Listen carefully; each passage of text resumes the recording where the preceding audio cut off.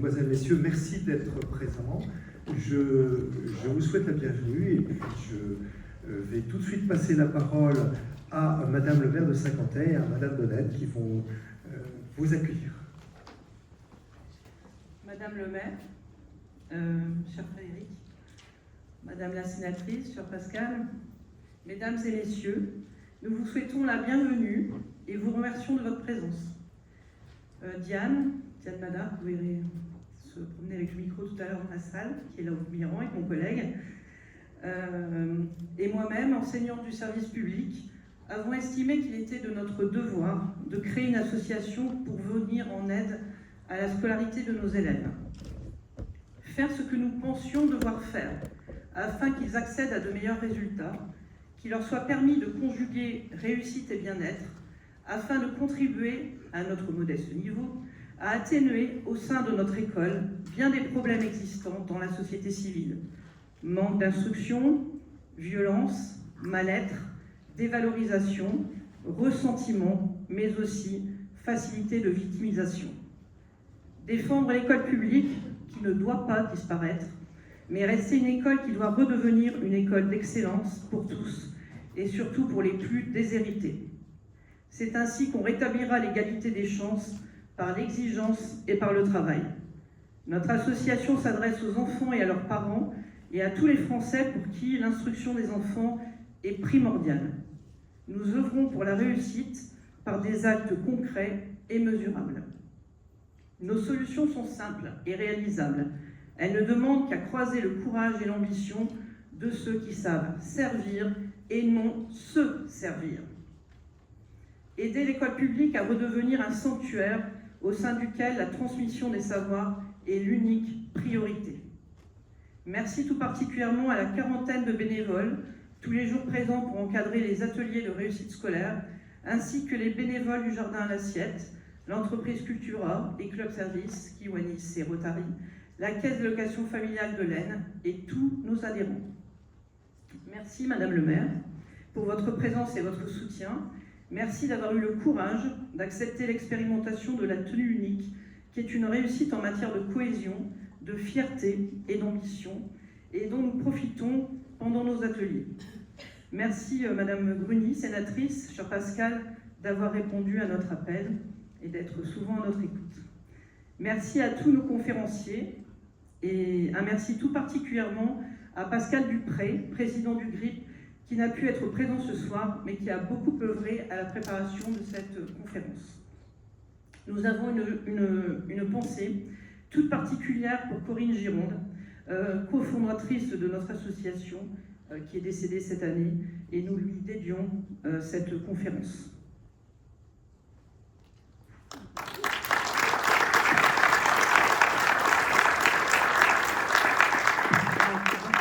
Tous ravis de vous retrouver au conservatoire aux côtés de Martine Donnette, de son équipe, de l'école aux enfants. J'ai plaisir à les saluer. Il se passe énormément de belles choses au sein de cette école où les enfants sont fiers d'apprendre. J'en ai encore croisé un il y a peu de temps qui était heureux de partager cela et aussi de voir ses progrès. Alors c'est vrai que la ville de Saint-Quentin est toujours très ouverte aux questions de débat. D'autant plus quand il s'agit de l'éducation des enfants, sur des sujets qui posent question aussi sur notre capacité collective à porter des enfants, à leur permettre de réussir et de devenir des citoyens éclairés également. Donc je remercie l'association de proposer ce moment de réflexion, c'est très important pour nous, mais aussi d'œuvrer au quotidien avec une volonté très forte. Voilà, et pas que sur les horaires de travail, ça je le sais aussi, pour toujours permettre aux enfants de progresser au mieux. C'est vrai, vous en parliez sur l'uniforme, ça n'a pas été un sujet facile, mais c'était pour nous une question importante aussi avec les écoles volontaires, d'avoir un cadre commun. C'est quelque chose de très important pour nous aussi, on fait partie d'une collectivité, les enfants également, Et c'est aussi les amener à bien pouvoir apprendre que se fixer ce cadre et ces règles. Je vous remercie de votre confiance dans le cadre de ce projet aussi, qui se poursuit donc pour la 2e année à Saint-Quentin. Et puis, de même, avec les services municipaux, que ce soit sur le temps périscolaire, mais aussi dans la politique culturelle, nous sommes très attachés aussi à pouvoir associer les enfants sur des domaines très importants. Ce week-end, c'est les Journées du patrimoine. Je vous invite demain, pas ce soir, parce que ce soir, vous restez sur la conférence, mais à découvrir aux Champs-Élysées le grand livre d'histoire ouvert. Quelque part, c'est un peu les mêmes questions aussi. On se dit que pour que les enfants puissent comprendre notre histoire, mais aussi avoir envie d'apprendre, eh bien peut-être que d'être sur ce livre avec reconstituteur, c'était quelque chose de plus facile. Et je remercie les écoles qui nous ont fait confiance, puisqu'hier après-midi, nous avions, je crois, 7 ou 8 classes qui étaient présentes sur les Champs-Élysées. Et toute l'école aux enfants. Voilà, on fera sans doute une autre édition qui est à la fois du temps familial, mais aussi qui doit servir de support pédagogique également. J'ai plaisir à saluer à nouveau les conférenciers. Alors pour certains, on se retrouve pour la 2e fois en conférence, mais on s'était aussi vu, je crois que Pascal était présente sur l'école aux enfants. On avait beaucoup échangé aussi sur ce que vous défendez. Et c'est vraiment une chance pour la ville de Saint-Quentin de pouvoir vous accueillir. Il y a une captation, ce qui veut dire aussi que tout ce qui sera amené à débat aujourd'hui pourra servir même en dehors de cette conférence. Et puis, Christophe, c'est toi le maître du temps. On est bon ? Parfait. Voilà, c'est parfait. Donc on peut dire, Martine, que la séance est ouverte. C'est ça. Voilà, bonne soirée.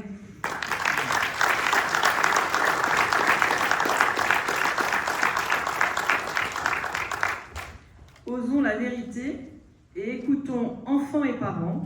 Merci à Cédric Rougal du magasin Cultura pour ce beau reportage qui doit encore s'enrichir. Bonjour. Bonjour. Bonjour. Bonjour. Bonjour. Bonjour.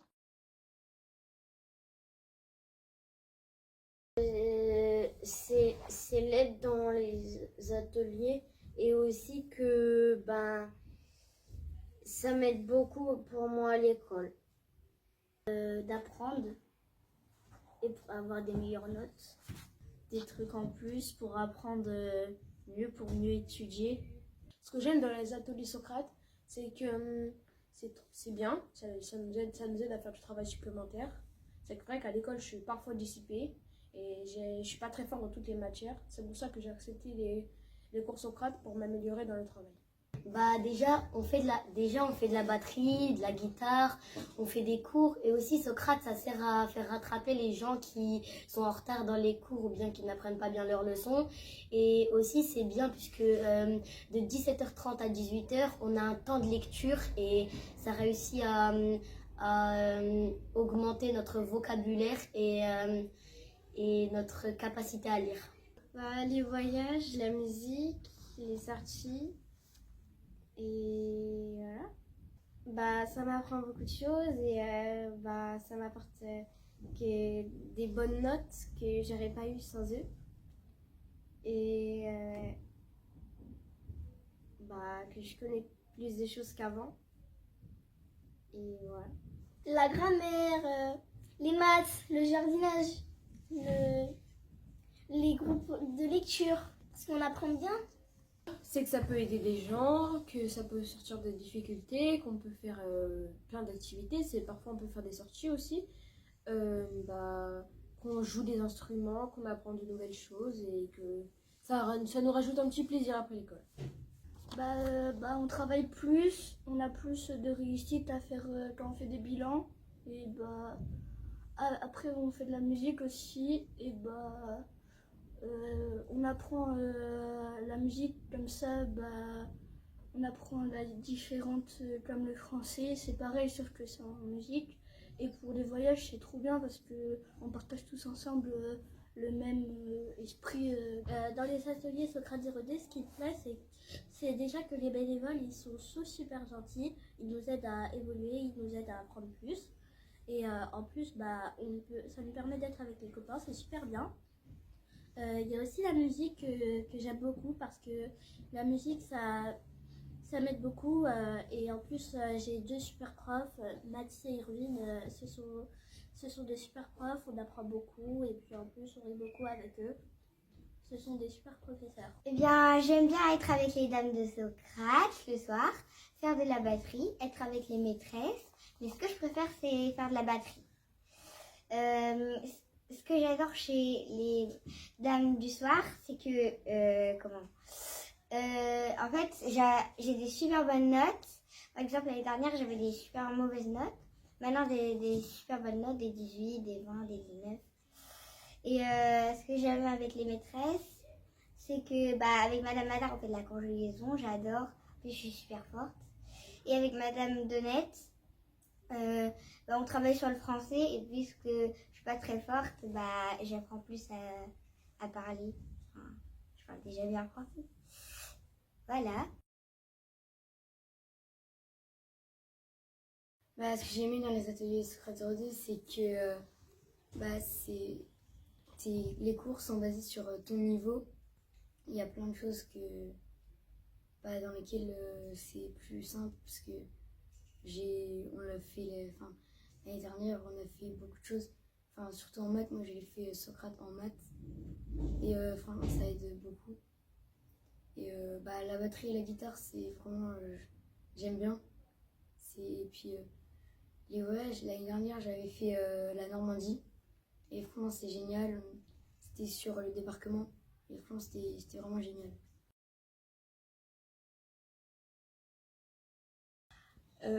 Ma fille, elle est avec Madame Donette et Madame Madar depuis 4 ans.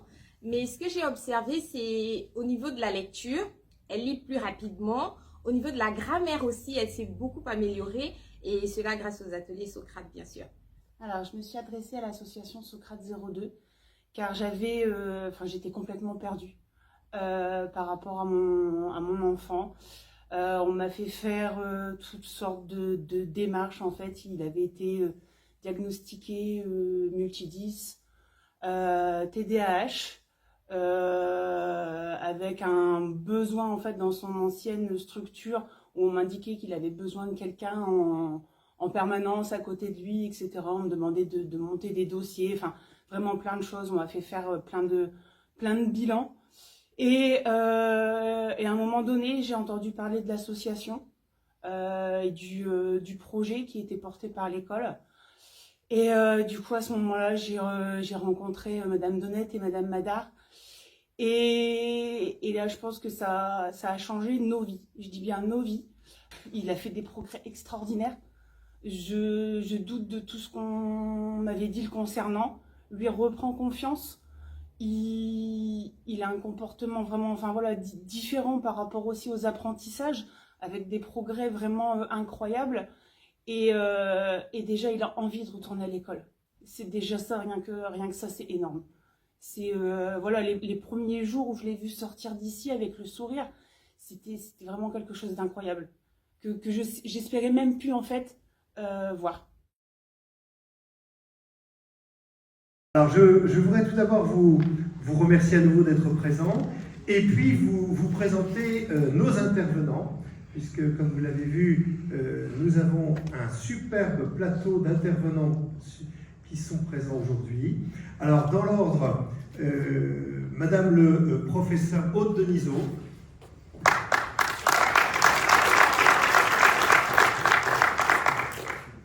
Professeur agrégé au Mans et auteur de livres, dont un livre dont nous vous avions déjà parlé l'année dernière, le voici. Pourquoi les étudiants ne savent plus écrire? On en reparlera tout à l'heure. C'est peut-être un petit peu dans le désordre, mais c'est pas grave. Xavier Dubélé, fondateur et directeur des cours Griffon. Cours Griffon fondé en 2013, ancien élève de l'ESSEC et de Sciences Po. Vous avez aidé pendant 10 ans des élèves à progresser dans leurs études en parallèle de leur activité professionnelle et vous avez finalement lancé le cours Griffon. Cécile Reveret, auteure, grammairière, qui a, causé un certain nombre de livres, qui a été la maman de beaucoup d'éditions. Vous voyez devant vous un certain nombre de ces de ces manuels, et qui vous parlera justement de ce qu'est un petit peu le cours Griffon et pourquoi ces méthodes simples peuvent justement vous aider, même si vous avez des difficultés avec vos enfants. Marc-Olivier Sefia, professeur de français, formateur de pédagogie de l'attention, la pédagogie de l'attention. Vous allez nous expliquer ce qu'est cette pédagogie. Et puis un titre qui m'a personnellement, les 10 n'en sont pas. Donc vous allez nous expliquer un petit peu pourquoi vous estimez qu'il y a beaucoup d'enfants diagnostiqués 10 et que peut-être, c'est finalement quelque chose qui n'est pas tout à fait exact. Florian Rouget, professeur de français. Le titre de son intervention sera « Faire semblant d'apprendre grâce au numérique ». Et enfin, Martine Donnette, présidente de l'association Socrate Zéro. Alors, je vais tout de suite donner la parole à Cécile Reveret. Bonsoir. Alors, je vais faire allusion au titre que Madame Donnette a donné à sa réunion, dire la vérité. Vous avez sous les yeux une liste de livres qui va illustrer le propos suivant. Vous avez remarqué, nous sommes fin mi-septembre, vous avez sans doute remarqué que début septembre, comme tous les ans, les gros titres des médias, je ne parle pas des autres drames qui pouvaient occuper les médias, aussi graves, mais en tout cas, on parlait essentiellement du désastre scolaire, de la faillite de l'école en France, ça occupait tous les gros titres. Cette année, comme toutes les autres années précédentes, tous les ans, on a droit au même couplet sur le désastre de l'école. Or, vous voyez la liste des livres que j'ai photographiés ici, je n'ai photographié qu'une partie des livres que j'ai chez moi sur le sujet, qui date de 1983, je vous en parlerai tout à l'heure. Je n'ai pas pu tout photographier, il aurait fallu que je monte sur un escabeau et que j'ai un appareil photo grand angle, tellement il y a des livres qui disent la vérité, ce que réclame Madame Donnette. On l'a dit, cette vérité, on la crie, on la hurle, il ne se passe rien. Les années passent et tous les ans, les enfants apprennent à lire avec la méthode semi-globale des CP. Ils ne font pas de grammaire, ils ne font pratiquement pas de dictée, ils font de la grammaire, mais de curieuse façon qui est absolument inefficace. Ils ne font pas de problème, très souvent, enfin, sauf dans un îlot préservé que vous avez la chance d'avoir à Saint-Quentin, à la fameuse école aux enfants. Et sinon, dans la plupart des écoles, on ne fait pas tout cela. Or, quand je reviens à la date, le premier livre de tout cela, c'est Le Poisson rouge dans le Perrier. Le Poisson rouge dans le Perrier, il a été écrit en 1983. Je dis bien 1983. Ça fait plus de 40 ans. Ce livre, il dit tout. Le titre, peut-être qu'il lui a porté tort, le titre, on croit que c'est une farce. Mais après tout, c'est une farce. Qu'est-ce que c'est que ce titre qui a peut-être, encore une fois, dissuadé les gens de l'acheter? C'est tout simplement que, comme à l'époque déjà, on considérait que l'enfant, n'est-ce pas, et le maître à l'école, il est au centre du savoir, c'est lui qui sait tout, il doit suggérer au maître ce qu'il faut faire, le maître doit s'effacer devant le désir de l'enfant. Et ce jour-là, un enfant a dit « Mais madame, si on mettait le poisson rouge dans le Perrier ?» Et la maîtresse, évidemment, respecte le désir de l'enfant et met le poisson rouge dans le Perrier. Voilà. Donc cette image, vous vous doutez que le poisson rouge n'a pas survécu, et c'est l'image, ce titre montre tout le désastre de ce comportement qui consiste à considérer que le maître doit s'effacer pour le savoir de l'enfant et n'est pas le maître tout court. Alors ça, c'est ce livre donc, que je vous conseille. On le trouve pour 2 € dans des brocantes ou sur Internet. Il est formidable. Et sinon, je peux vous avez les titres sous les yeux. L'horreur pédagogique de Guy Morel, 1999. Enseignement de l'ignorance de Jean-Claude Méchiac, 1999. Marc Lebris, La faillite obstinée de l'école française, 2004. Vous avez entendu parler bien sûr de Jean-Paul Brigelli. Il les a déclinés sur le thème. Il a commencé par La fabrique du crétin et après il a brodé plusieurs années, mais en répétant toujours la même chose, parce que rien ne change, rien n'a changé. Rachel Boutonnet, qui devait se cacher, elle apprenait à lire avec la méthode syllabique, dont on sait maintenant, et on le sait, que c'est la seule méthode qui fonctionne. Celle qui est pratiquée ici dans l'école aux enfants, justement, la méthode syllabique. Elle effaçait son tableau quand elle quittait sa classe à midi ou à la récréation pour que les collègues ne voient pas qu'elle faisait le b.a.-ba. Elle couvrait les livres de la méthode syllabique de couverture opaque pour que les collègues ne voient pas. Eux qui faisaient la méthode semi-globale, qui faisaient les catastrophes. Elle devait se cacher pour faire la bonne méthode. On est dans un prédélire. Bon, il y a l'école des illusionnistes, écrite par Elisabeth Nuitz en l'an 2000. Là, ce ne sont que quelques titres, encore une fois, que quelques titres. Alors, voilà, mes voisins vont détailler tout cela, mais il s'agit donc de dire la vérité. Ça fait 40 ans qu'on l'a dit, cette vérité. On aimerait qu'un jour, ça ait un effet. C'est tout ce que je peux vous dire. Je laisse la parole à ma compagnon. Merci. Je précise que vous aurez bien sûr un temps de questions après les interventions. Vous pourrez, si vous le voulez, poser toutes les questions que vous le souhaitez. Je donne maintenant la parole à Marc-Olivier Seffia qui va nous parler des 10. Merci. Bonsoir. Merci aux organisateurs, merci à Madame Donnette, merci aux éditions du GRIP de m'avoir invité. J'y ai beaucoup d'amis aux éditions du GRIP. J'ai changé un petit peu le titre par rapport à ce que vous m'aviez dit. Attends, non, il faut que je vise ici. Il faut que je regarde ici, que je vise. Voilà. J'ai proposé ce que nous apprennent les 10. C'est à la fois... dans la continuité de ce que vous aviez proposé, pour aller un petit peu plus loin, c'est à la fois dire que ce qu'on appelle les 10 n'en sont pas toujours, et peut-être en sont très rarement des 10, comment dire, avec des lésions cérébrales, si on voulait parler de manière scientifique, et que réfléchir à ce que sont les 10, c'est-à-dire les élèves en difficulté, si on arrive à comprendre les causes de leurs difficultés, on arrive à trouver des remèdes, et en arrivant à trouver ces remèdes, on trouve des clés qui permettent d'aider tous les élèves, même toutes les personnes, vous, moi,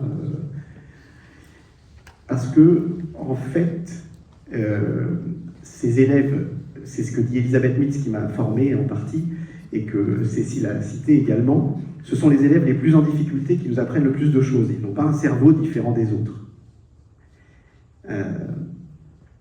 Le but de cette présentation, enfin il y en a plusieurs, je les ai notés, c'est à la fois d'essayer de vous transmettre rapidement en 20 minutes, donc Christophe, vous m'arrêterez si je suis trop long, parce que je suis très bavard, de vous transmettre quelques clés pour mieux comprendre et trouver des remèdes à certains 10. 10, en fait, ça veut juste dire dysfonctionnement, c'est-à-dire difficulté. Vous montrer aussi que ces troubles nous permettent de comprendre des lois fondamentales de l'apprentissage, valables pour tous, et de participer avec les gens qui sont sur ce plateau, mais peut-être avec aussi certains d'entre vous, à petit créer un réseau de gens formés, conscients, qui coopèrent pour remettre l'école française sur pied. Il y a des choses qui fonctionnent encore dans l'école française, mais il y a beaucoup de choses qui vont mal. Et quand ça va mal, quand c'est la crise, voire la situation est apocalyptique, aux yeux de certains, il faut aussi se dire que l'apocalypse, étymologiquement, c'est la révélation. Et donc c'est l'occasion d'avoir des prises de conscience qui nous permettent ensuite de faire les choses beaucoup mieux et en conscience. Donc il y a beaucoup d'espoir. Donc non pas je tempère, mais je complète ce que disait Cécile il y a un instant. Bon, je vais me présenter, mais ça n'a pas d'importance véritablement. Je suis professeur de français en collège public depuis 2007, donc presque 20 ans, dont 8 ans en ZEP, où j'ai découvert des élèves justement avec des grandes difficultés de lecture, des grandes difficultés d'écriture, de graphie, et des élèves azimutés. C'est pas un terme très scientifique, mais enfin, à côté de la plaque, quoi, azimutés, ils ont perdu le nord, quoi, ils ne savent pas très bien comment ils s'appellent, etc.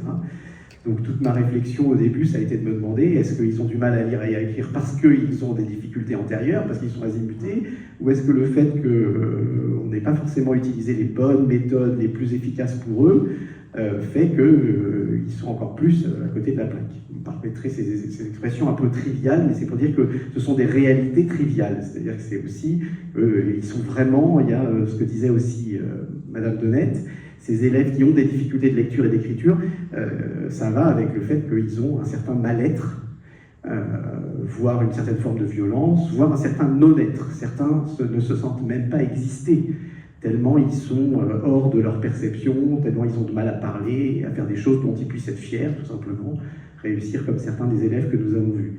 Voilà, je suis aussi accompagnant scolaire, je vais aller un peu plus vite. J'ai été formé par Elisabeth Nuitz, qui est un génie de la pédagogie, qui s'est passionné pour justement aider des gens en grande difficulté de différents ordres. Je vous en reparlerai, ou s'il y a des questions, je pourrais y répondre un peu plus tard.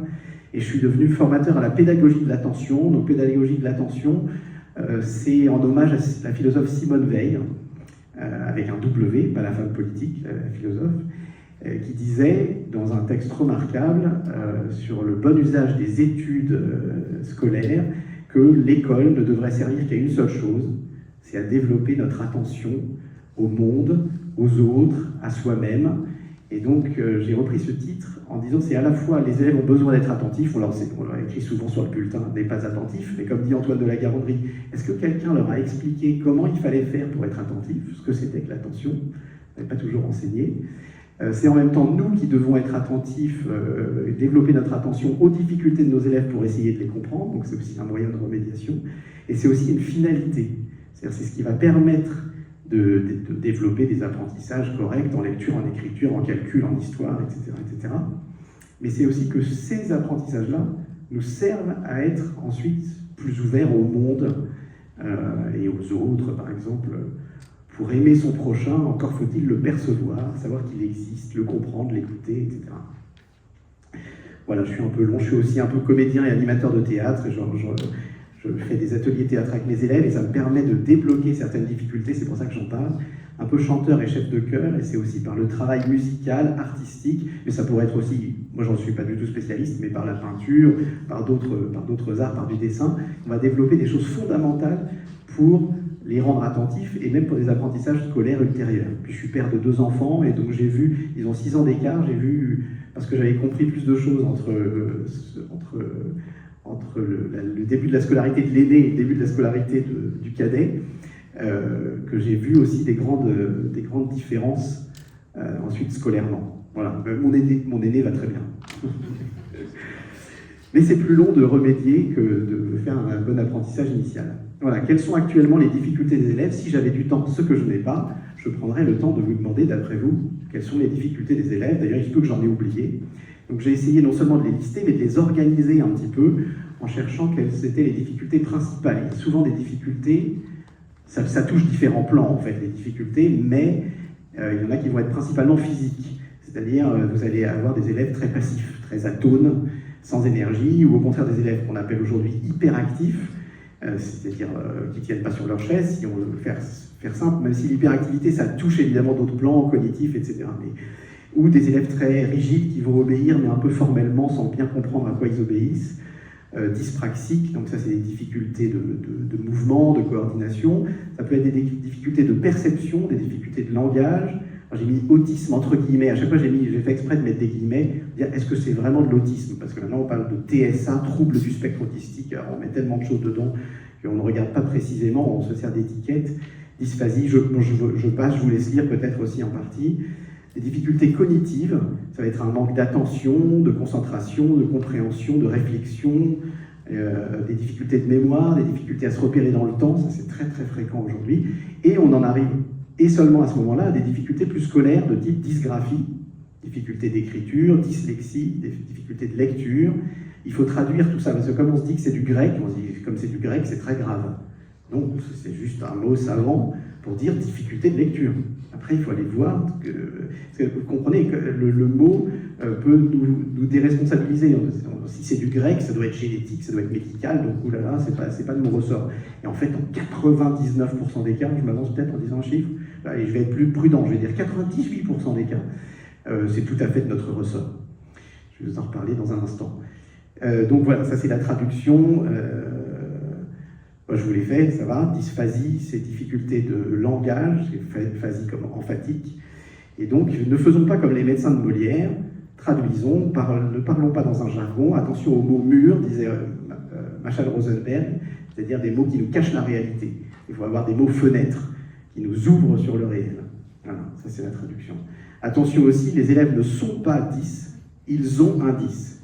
Est-ce que vous percevez la différence En français, la différence entre être et avoir, elle est fondamentale. Et pour certains d'entre eux, tant qu'ils pensent qu'ils sont 10, ils pensent que ça fait partie de leur identité et vous allez avoir un mal fou à les aider. Donc une des premières choses à leur faire comprendre, quand vous l'avez perçu véritablement, c'est non, tu n'es pas dyslexique, tu as une dyslexie. Et donc, comme on a mal à la jambe, on sait parce qu'on se l'est cassé, et donc il faut une rééducation, ça prend un peu de temps, mais ça se rééduque. À un moment donné, on remarche, surtout à votre âge. Je dis ça par exemple par rapport à des bilans d'orthophonie. Il y a des gens formidables parmi les orthophonistes, hein, mais je lis beaucoup de bilans d'orthophonie parce que je fais de la remédiation. Et donc les parents viennent désespérés après un parcours du combattant où ils sont passés chez le pédopsychiatre, le graphothérapeute, l'ergothérapeute, le psychomotricien, l'orthophoniste et que sais-je encore, avec des troubles qui ont été très très peu, qui n'ont pas vraiment réduit. Et parfois chez moi, en une demi-heure, il n'y a plus de symptômes de dyslexie. Ça ne veut pas dire que le problème est réglé, mais ça veut dire qu'ils comprennent qu'il y a une autre manière de fonctionner, qu'ils en sont capables, la preuve, ils viennent de le faire. Les parents sont stupéfaits parce qu'ils pensaient que c'était une fatalité, et parfois on leur a écrit « Ce trouble ne se remettra jamais totalement ». Alors je leur dis, en fait, il faut que je vous traduise cette phrase, il manque 2 mots. C'est « Ce trouble ne se remettra jamais totalement avec moi ». C'est-à-dire, allez voir quelqu'un d'autre. C'est pas grave, on n'est pas obligé d'être capable de faire tout, donc on devrait, nous, avoir la modestie, mais y compris les gens qui sont sur le plateau, y compris moi, il y a des élèves qu'on a du mal à aider, on les envoie voir quelqu'un d'autre qui est plus approprié. C'est pas grave. Bon, voilà. En gros, mon message, c'est ça. C'est s'il n'y a pas de lésion cérébrale, c'est pas un vrai 10. Et encore, maintenant, on sait tellement de choses sur la plasticité cérébrale que même quand il y a une lésion cérébrale, avec un bon apprentissage, le cerveau va fabriquer des circuits pour compenser les parties lésées. Donc en fait, il n'y a pas de fatalité. Bon, si on va mourir, mais mis à part ça, il n'y a que du travail et de l'espoir, etc. Qui sommes-nous pour dire ce trouble ne se remettra jamais totalement? Ma proposition, quand on a des troubles, pour l'avoir expérimenté, ça fonctionne assez bien, c'est assez simple, c'est dire on n'en reste pas à l'étiquette, on observe précisément le trouble. Qu'est-ce que c'est? Qu'est-ce que vous entendez par dyslexie? Je vais vous proposer un certain nombre de choses, j'aurais pu vous demander d'abord quels sont les symptômes de la dyslexie pour vous. À partir de là, on recherche des causes. Aujourd'hui, c'est sidérant, le nombre de personnes, enfin le nombre de thérapeutes, j'entends, ou d'éducateurs, qui ne réfléchissent pas aux causes. C'est-à-dire, on le fait très vite, vous êtes dyslexique, donc on va vous donner un tiers-temps, on va avoir plus de temps pour les examens, mais c'est tout, ça ne résout pas le problème. Vous êtes hyperactif, on va vous donner des médicaments, donc vous allez avoir de la Ritaline, du Coasim, Concerta, etc. C'est très discutable, ça peut être, légitime dans certains cas, en cas d'urgence. Si l'enfant risque de sauter par la fenêtre du 4e étage ou de tuer sa petite sœur, c'est bien d'avoir des médicaments en cas d'urgence. Mais c'est de l'urgence, c'est pas le travail de fond, c'est pas le travail du terrain. Vous comprenez? C'est comme si nous on prenait des somnifères à vie ou je sais pas quoi, de l'aspirine à vie, à un moment donné, ça a des conséquences. Bon, si vous avez des questions, on pourra y revenir. Recherche des causes, et si on trouve des causes, on peut trouver des remèdes possibles. Et c'est très difficile de trouver des bons remèdes sans analyse des causes. Et ensuite, on évalue les progrès avec des critères précis. C'est pas toujours les meilleurs, donc après on le fait humblement, artisanalement, on améliore le système. Cause officielle de la dyslexie, si vous allez sur des sites officiels, vous lisez des livres officiels, c'est probablement génétique, c'est probablement héréditaire, c'est probablement un dysfonctionnement cérébral. Je vous ai mis des citations, je pense que vous les connaissez, c'est pas... ce ne sont que des fatalités, parce qu'évidemment, si c'est génétique et héréditaire et un dysfonctionnement cérébral, ça ne change pas avec l'âge, on lit, etc. C'est un problème visuel, il a un problème de fovea, ou je ne sais pas quoi, c'est anatomique, mais il n'y a rien à faire. Moi, ce que j'ai vu, c'est les 50 vrais dyslexiques que j'ai eus, qui sont venus chez moi, ils étaient tamponnés, au bout d'une demi-heure, ils n'étaient plus dyslexiques. Alors, les gens à qui je disais ça me disaient « Non, c'est parce qu'ils sont dyslexiques, mais tu ne le vois plus ».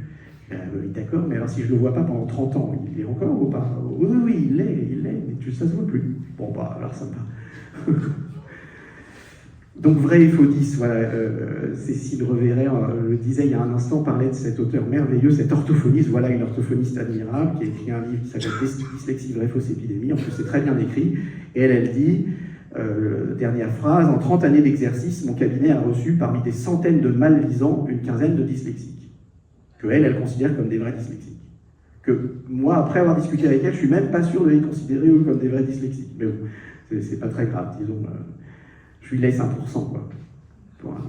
Symptômes précis de dyslexie, ça peut-être ça va vous parler, et là on rentre dans le dur, si j'ose dire. Si on essaye d'observer de près ce qu'il y a, deuxième ligne, c'est très fréquemment des confusions PBDQ. Vous avez déjà entendu parler de ça peut-être? U et N, des inversions de lettres. Est-ce que là j'aurais besoin un instant, si je vais y arriver, je peux t'emprunter ta montre? Qu'est-ce que c'est que ça, s'il vous plaît? Tout le monde n'est pas réveillé, j'ai l'impression. Je vous ai pas bien entendu? Une montre. Dans ce sens-là, qu'est-ce que c'est? Dans ce sens-là, qu'est-ce que c'est? Dans ce sens-là, qu'est-ce que c'est? Maintenant, si je vous fais la même chose avec PBDQ, PBDQ c'est un rond et une barre, c'est juste dans un sens différent. Donc c'est tout à fait logique que le cerveau le voit tant qu'il est en mode dessin, on va dire, comme la même lettre. Vous me suivez ou pas? Donc en fait, c'est juste que là, il manque un temps de repérage visuel, où on va dire qu'est-ce qui est avant, qu'est-ce qui est après dans l'écriture, il va falloir le repère du temps, qu'est-ce qui est en haut, qu'est-ce qui est en bas, sous la ligne, etc. Vous voyez? Ça, c'est ce qu'on appelle la dyslexie profonde. Non, c'est juste un manque de travail sur la vue consciente, sur la vue fine, apprendre à dire ce que l'on voit précisément. Vous me suivez jusque-là? Et tout est comme ça.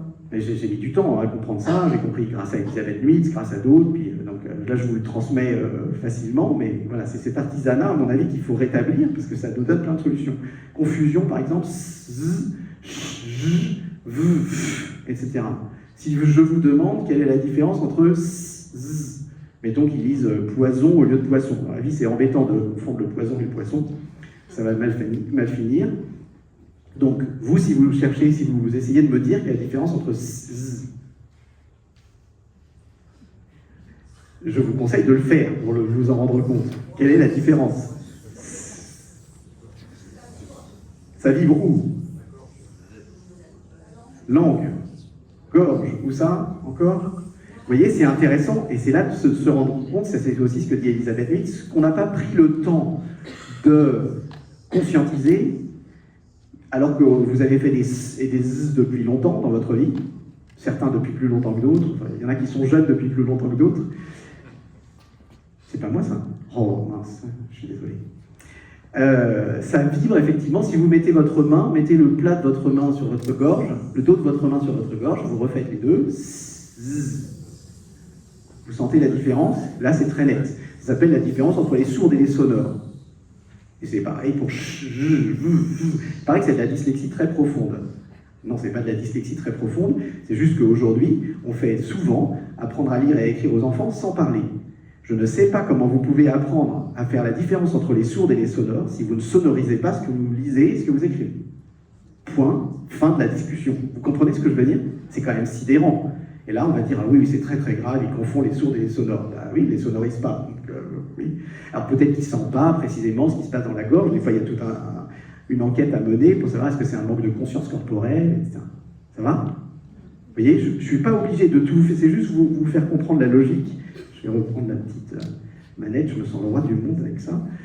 Vrai doute récurrent sur certains graphèmes, bon bah là peut-être qu'il ne les a pas travaillés, il serait au lieu de serrer, et bah, c'est qu'il n'a pas appris, avec une méthode semi-globale, qui sont utilisées par plus de 90% des écoles, hein, selon la dernière enquête de Jérôme Dovio il y a quelques années. Donc 90% des écoles, c'est énorme, et ça ne peut pas les aider. Je pourrais vous expliquer pourquoi. On sait aujourd'hui que c'est imparable, il faut une méthode alphabétique, parce que notre langue est alphabétique. Waouh, le scoop. Parce que si vous apprenez à reconnaître des mots entiers sans savoir les déchiffrer, en fait, vous les reconnaissez comme des dessins. Mais notre langue n'est pas faite d'idéogrammes chinois ou de hiéroglyphes archaïques. J'ai rien contre les idéogrammes chinois, mais notre langue n'est pas faite d'idéogrammes chinois. Voilà, saute des petits mots, surtout quand on leur a appris comme des mots-outils. Donc il y a plein de choses qui s'expliquent en fait extrêmement simplement, vous voyez, dans des symptômes dits de dyslexie. Je passe peut-être un peu plus vite. Donc moi je leur propose, par manque de temps, je vous explique juste le protocole, pour savoir où en sont mes élèves. Quand je suis en classe, je dirais, vous allez lire un texte de 10 lignes à votre rythme, mais une seule fois sans relire le texte. Quand vous l'aurez lu, vous retournez la feuille et vous allez écrire ce que vous avez retenu du texte. Alors déjà, ce que vous avez retenu du texte, vous allez me dire, ah bon, il faut recopier le texte. Non. Alors je crois que j'ai changé, je ne sais plus ce que j'ai écrit. Oui, c'est pas ce que vous avez retenu. Maintenant je mets ce que vous avez compris. Et même ça, ils ont l'impression qu'il faut répéter comme des perroquets. Non.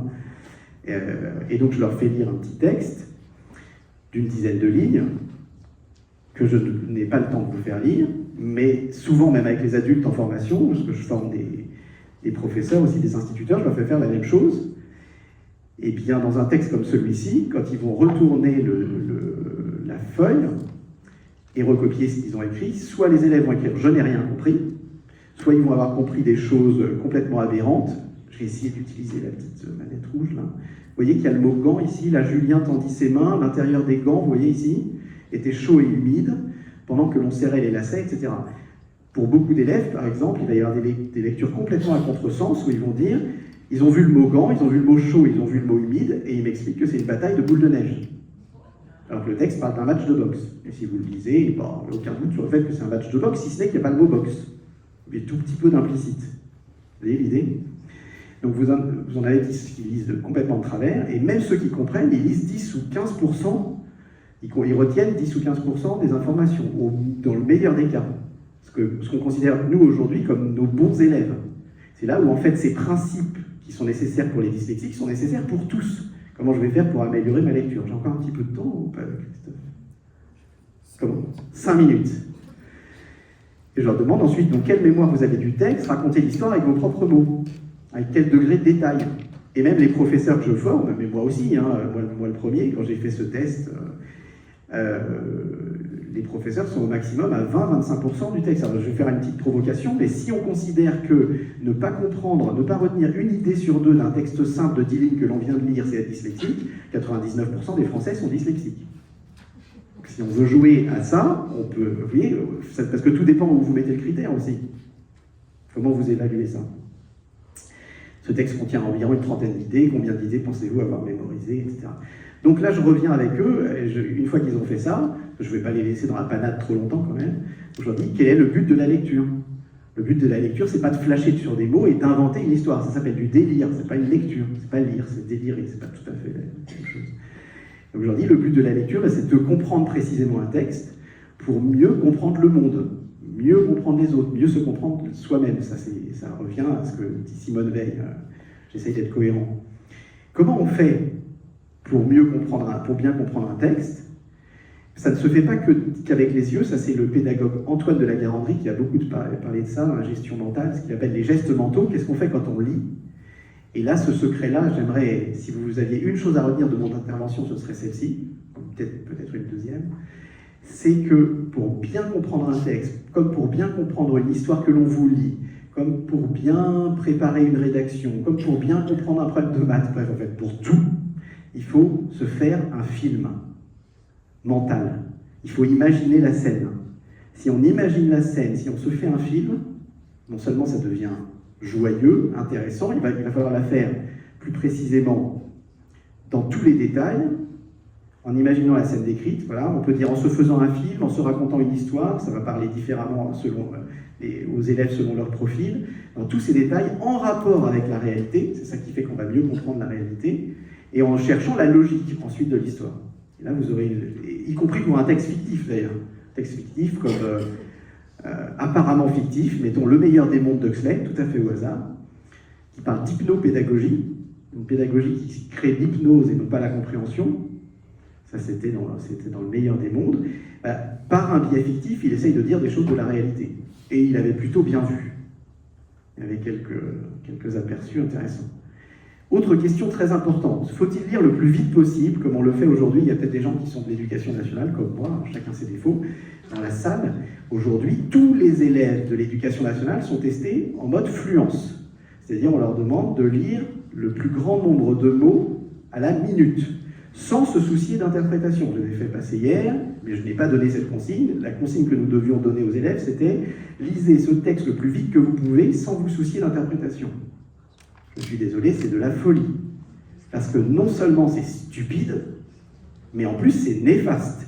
Parce qu'on est en train de leur apprendre à être hors sens, à être azimuté, pour reprendre mon terme de tout à l'heure, c'est-à-dire à faire les choses très rapidement sans comprendre. Et c'est ça que nous induisons.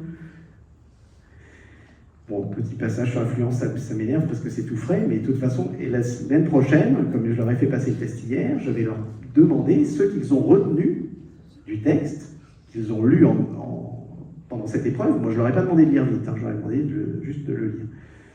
Et pour nous montrer que ce ne sont pas les élèves qui lisent le plus vite, qui comprennent le mieux. Ah, vous me suivez? Enfin, je ne sais pas, vous me direz après peut-être. Donc au contraire, il faut lire lentement. Dès qu'on veut faire un travail d'apprentissage, c'est lent, c'est avec une vitesse de croisière, celle qui permet de tout évoquer, de s'imprégner du paysage. Les grandes lectures, justement, elles sont passionnantes si le texte est riche, si l'auteur a bien écrit. C'est passionnant, justement, de pouvoir s'arrêter pour tout imaginer, de prendre son temps, ça ne veut pas dire y aller comme un escargot, c'est les vitesses de croisière. Si vous dites, j'ai fait une croisière, on est allé très très vite de Marseille à Alexandrie, qu'est-ce que tu as vu du paysage? Je ne sais pas, mais qu'est-ce qu'on est allé vite? Bon, je ne suis pas sûr que vous ayez compris le principe, en fait. Et les circuits conscients, bon ça c'est neurologique, sont 4 fois plus lents que les circuits réflexes. C'est-à-dire les circuits d'apprentissage vont beaucoup plus lentement, évidemment, qu'un réflexe. C'est-à-dire, si je suis en train de descendre du trottoir sur la chaussée, comme ici, et qu'une voiture arrive à grande puissance, heureusement que je me remonte, que je n'ai pas besoin de réfléchir. Oui, mon cours de biologie m'explique que si la voiture roule dessus, je risque de ne pas m'en sortir indemne, etc. Donc heureusement que j'ai des réflexes, c'est très utile, mais je ne peux pas lire de cette façon-là, ni apprendre de cette façon-là. Autre clé très très importante, celle-ci aussi, il faudrait que vous puissiez la retenir, si vous voulez bien, même si je m'arrête après dans un instant. Faut-il lire silencieusement dans sa tête? C'est ce qu'on a appris à beaucoup d'élèves. Avec toujours pareil, l'idée c'est, tu vas faire comme un bon lecteur. Donc un bon lecteur lit vite, donc tu vas lire vite, comme ça tu seras un bon lecteur. Ou bien un bon lecteur peut lire dans sa tête, donc tu vas lire dans ta tête, tu vas devenir un bon lecteur. Juste en oubliant une petite chose, c'est que celui qui lit vite, maintenant, il a appris lentement. Que celui qui lit dans sa tête, il a appris en articulant. Parce qu'en fait, la voix intérieure, la voix dans sa tête, n'est pas une voix innée. Elle se construit, c'est-à-dire l'enfant sauvage dans la forêt, il ne chante pas « Il en faut peu pour être heureux ». Non, il fait des cris parce qu'il n'a pas appris à parler. Et donc, la voix intérieure, qui est le dialogue avec soi-même, avec la conscience, il naît du dialogue avec les parents, avec les frères et sœurs, etc., en se racontant des histoires avec des Lego et des Playmobil après avoir vu un film, etc. Et donc il faut articuler.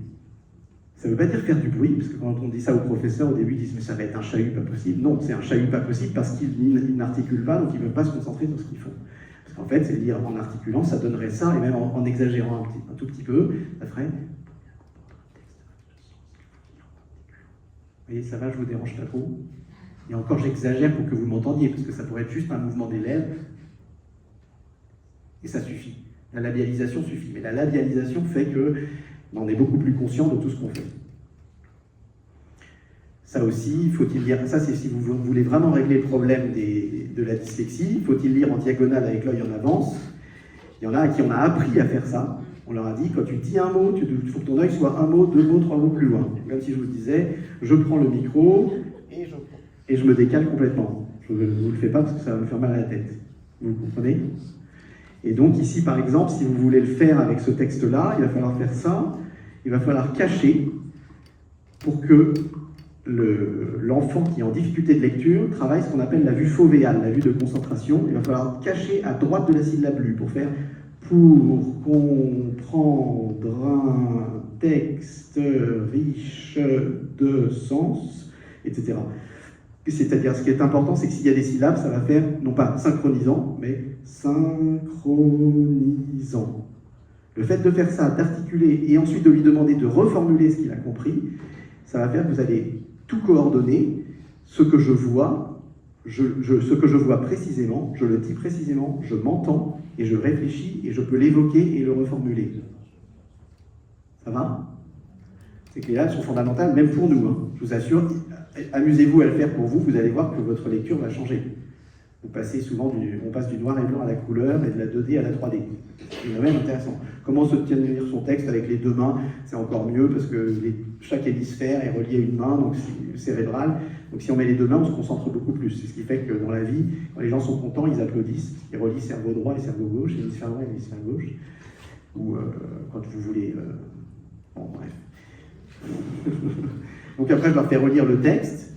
de cette façon-là, ils se rendent compte qu'ils passent de j'ai rien compris à j'ai compris 60% du texte, ou de j'avais mal compris que c'était une histoire de bataille de boules de neige, en fait pas du tout, et c'est très intéressant, ou j'avais retenu 15% du texte et j'en retiens 95%. Donc j'ai pas juste doublé ma compréhension en une deuxième lecture, c'est vraiment le changement de monde total. Et la bonne nouvelle, c'est que les principes de la lecture consciente sont utiles pour tous. Ça, je vous l'ai dit tout à l'heure, donc c'est pas très utile.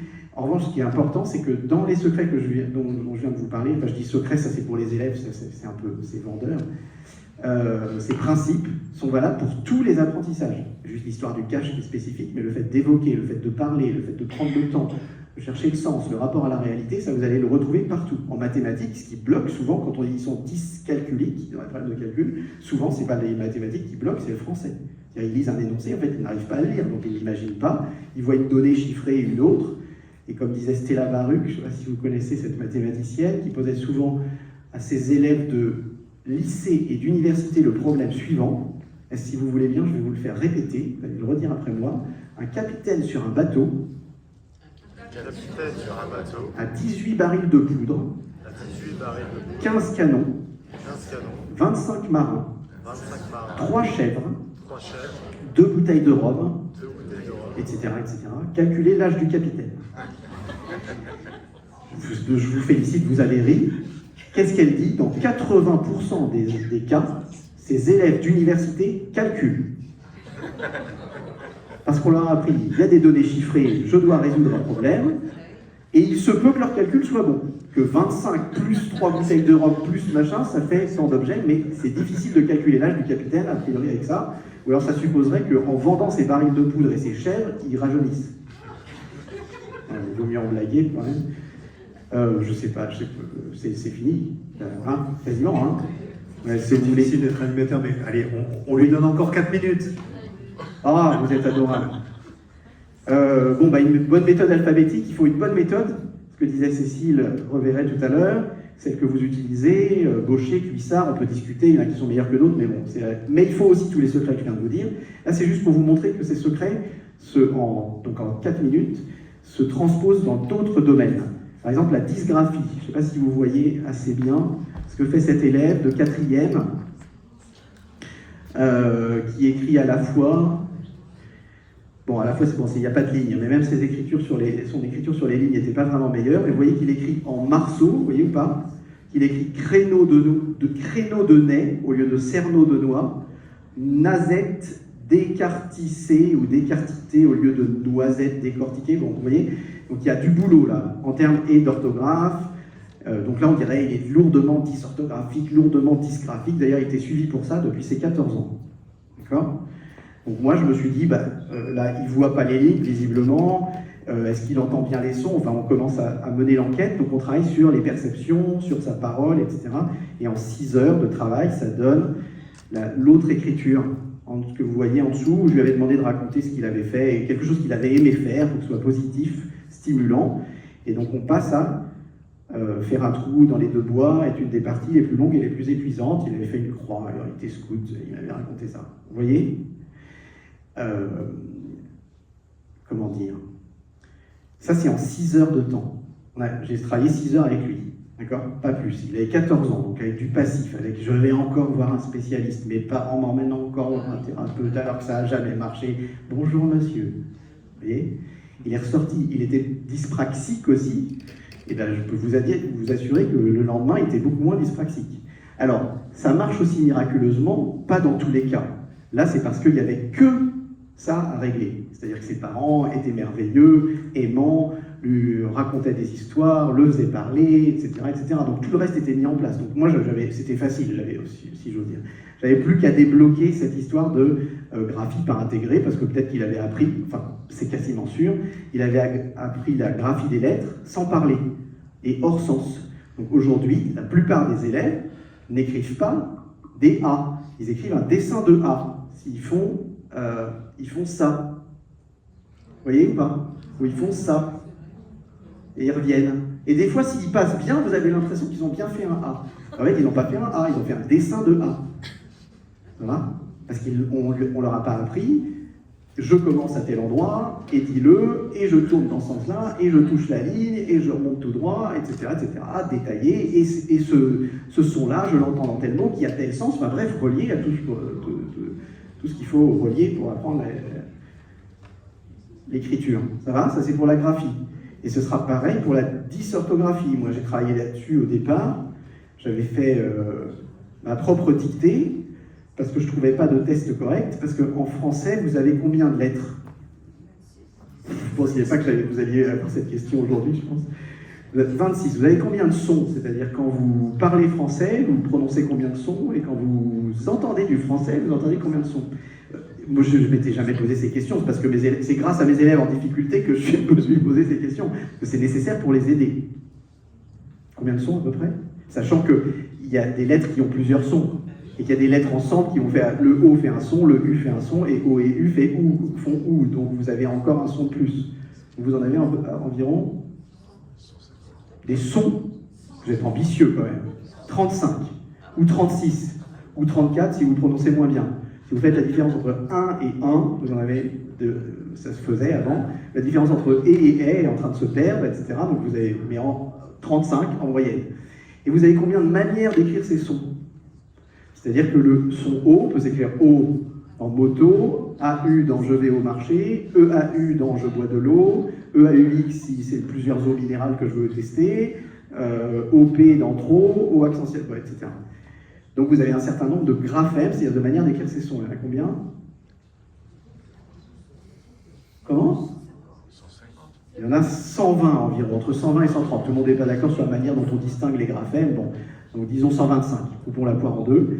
C'est pas tant que ça. Ce n'est pas tant que ça. C'est ça le programme de CP. C'est apprendre 125 graphèmes. Mais si vous savez apprendre vous connaissez 125 graphèmes, vous savez les écrire, vous savez les lire, vous savez tout lire, vous savez tout écrire. C'est extraordinaire. Les Anglais en ont plus de 1000. Donc de ce point de vue-là, en termes de code graphophonologique, on est facilité. Vous comprenez? C'est 125 graphèmes. Qu'est-ce qui se passe aujourd'hui avec les méthodes semi-globales? C'est ça dont je me suis rendu compte un petit à petit pour savoir sur quel graphème il butait. J'ai inventé une dictée avec tous les graphèmes. Parce que je suis comme ça m'a valu d'aller voir Jean-Michel Blanquer quand il dirigeait la DGESCO. Je me dis, c'est une très bonne idée, j'aurais fait pareil si j'étais vous. J'ai dit, que de le faites-vous. Vous avez la France et moi j'ai 2 classes, donc c'est pas tout à fait la même histoire. Et donc sur quel graphème butent-ils? Sur quel graphème ont-ils des difficultés? Vous avez une idée ou pas? Comment? Ils ont des difficultés sur tous les graphèmes qui ont 2 sons, parce que ça n'a pas été explicité. Donc sur le S, quand est-ce que je mets un S, quand est-ce que j'en mets 2, le C, quand est-ce que je mets une cédille, quand est-ce que j'en mets pas, le E, quand est-ce que je mets un accent, parce qu'ils n'ont pas compris que c'était en fin de syllabe, parce qu'on leur a pas appris, parce qu'en général les gens ne le savent pas, y compris les instituts que je forme, etc. Donc mon propos fondamental, c'est revenons à un travail humble, artisanal, on observe ce qui ne va pas, on cherche des causes, on cherche des remèdes, on ne va pas tous les trouver d'un coup, mais il y a plein de gens qui ont fait le travail avant nous et qui nous ont aidés, etc. Et on n'a plus qu'à continuer. Et avec ces clés-là, on a vraiment de quoi remettre l'école sur pied. Donc je peux finir avec ça, c'est les causes des difficultés. Les remèdes, c'est quasiment tout le temps les mêmes. Voilà, ça fera une conclusion, pas trop mal. C'est de faire le lien entre tous les apprentissages, je vous fais bouger tout le temps, de faire le lien entre les apprentissages et la réalité tout le temps pour qu'ils comprennent mieux le réel et puis pour que les choses s'intègrent, les apprentissages s'intègrent, tout verbaliser, ça veut dire tout faire dire, faire reformuler avec leurs propres mots, prendre le temps, au début ça prend du temps, plus vous prenez du temps au début, plus vous gagnez du temps ensuite. Parce qu'aujourd'hui on dit oui, on est pressé, on a le programme, etc. Moralité, à l'université, ils continuent à conjuguer des noms et à accorder des verbes. Donc on se retrouve avec les feuilles tombent, les feuilles ENT tombent ES. Donc je veux dire, c'est pas que le cours on l'a pas fait, mais on l'a peut-être fait trop vite quand même, et plusieurs fois. Vous me suivez? Bon, donc prenons le temps. Et donc ça permet de travailler dans la joie, parce que les choses prennent du sens, et c'est bien, on retient mieux les choses quand elles sont associées à des émotions, mais autant que ce soit des émotions agréables. Travailler pour développer ses perceptions, ça se développe, ça c'est Maria Montessori avait montré ça génialement, que l'écoute ça se développe, le toucher ça se développe, la vue ça se développe, la conscience corporelle ça se développe. Il y en a aujourd'hui où j'ai des élèves qui ne savent pas où est leur genou, ou qui ne savent pas où est leur cheville, ils ne savent pas où est leur coude. Ils ne sont même pas très sûrs d'en avoir. Mais ils en ont, je me rassure. Et leur apprendre à réfléchir, à analyser tout ce qu'ils font, tout ce qu'ils voient, etc. Tout ça pour ensuite, scolairement, développer sa lecture et son écriture consciente, travailler la grammaire, travailler les mathématiques. Bon, ça c'est mes propositions, parce que moi je suis spécialisé plutôt là-dedans, mais ça va toucher tous les apprentissages, parce que quand vous savez faire ça, en fait, vous savez tout apprendre. Vous comprenez? Merci beaucoup.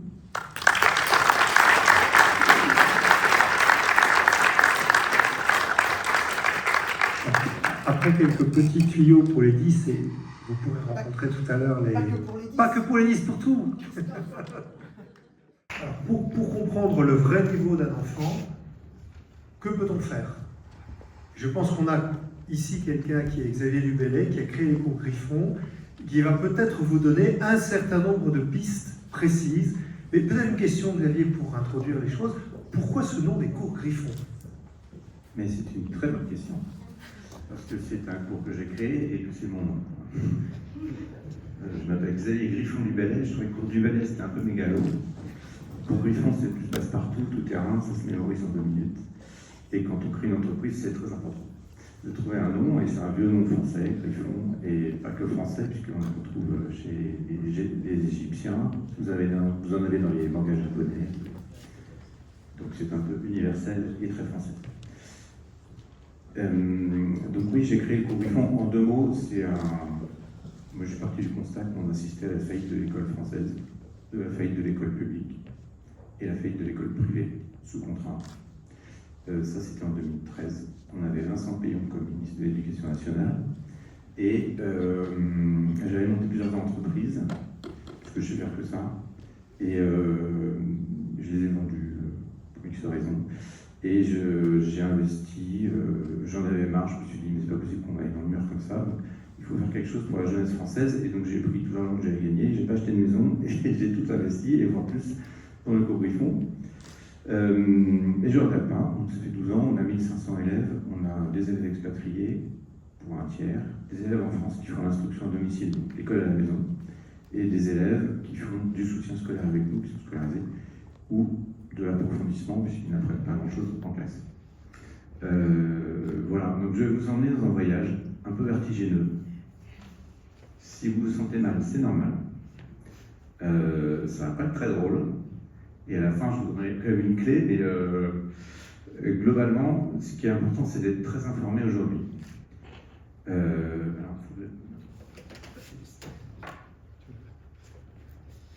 Voilà, pourquoi je dis très informé? Parce que, en fait, quand on est parent d'enfants aujourd'hui, on ne peut plus fermer les yeux sur ce qui se passe en classe. On ne peut plus croire ce qu'on nous dit, on ne peut plus faire semblant. Alors, je vais démarrer par les évaluations nationales. Donc c'est un truc à la mode, qui a lieu tous les ans, donc c'est en ce moment, hein. Ça va avoir lieu, ça vient d'avoir lieu, 6e, 4e, seconde. Donc ça c'est un rendu d'évaluation nationale de 4e, donc ça date de 2023, du temps du petit ministre, M. Attal, du jeune pardon. Je suis méchant. Et donc c'est la mode des évaluations par compétences. Donc aujourd'hui, évidemment, pour bien évaluer un élève, il faut identifier ses compétences.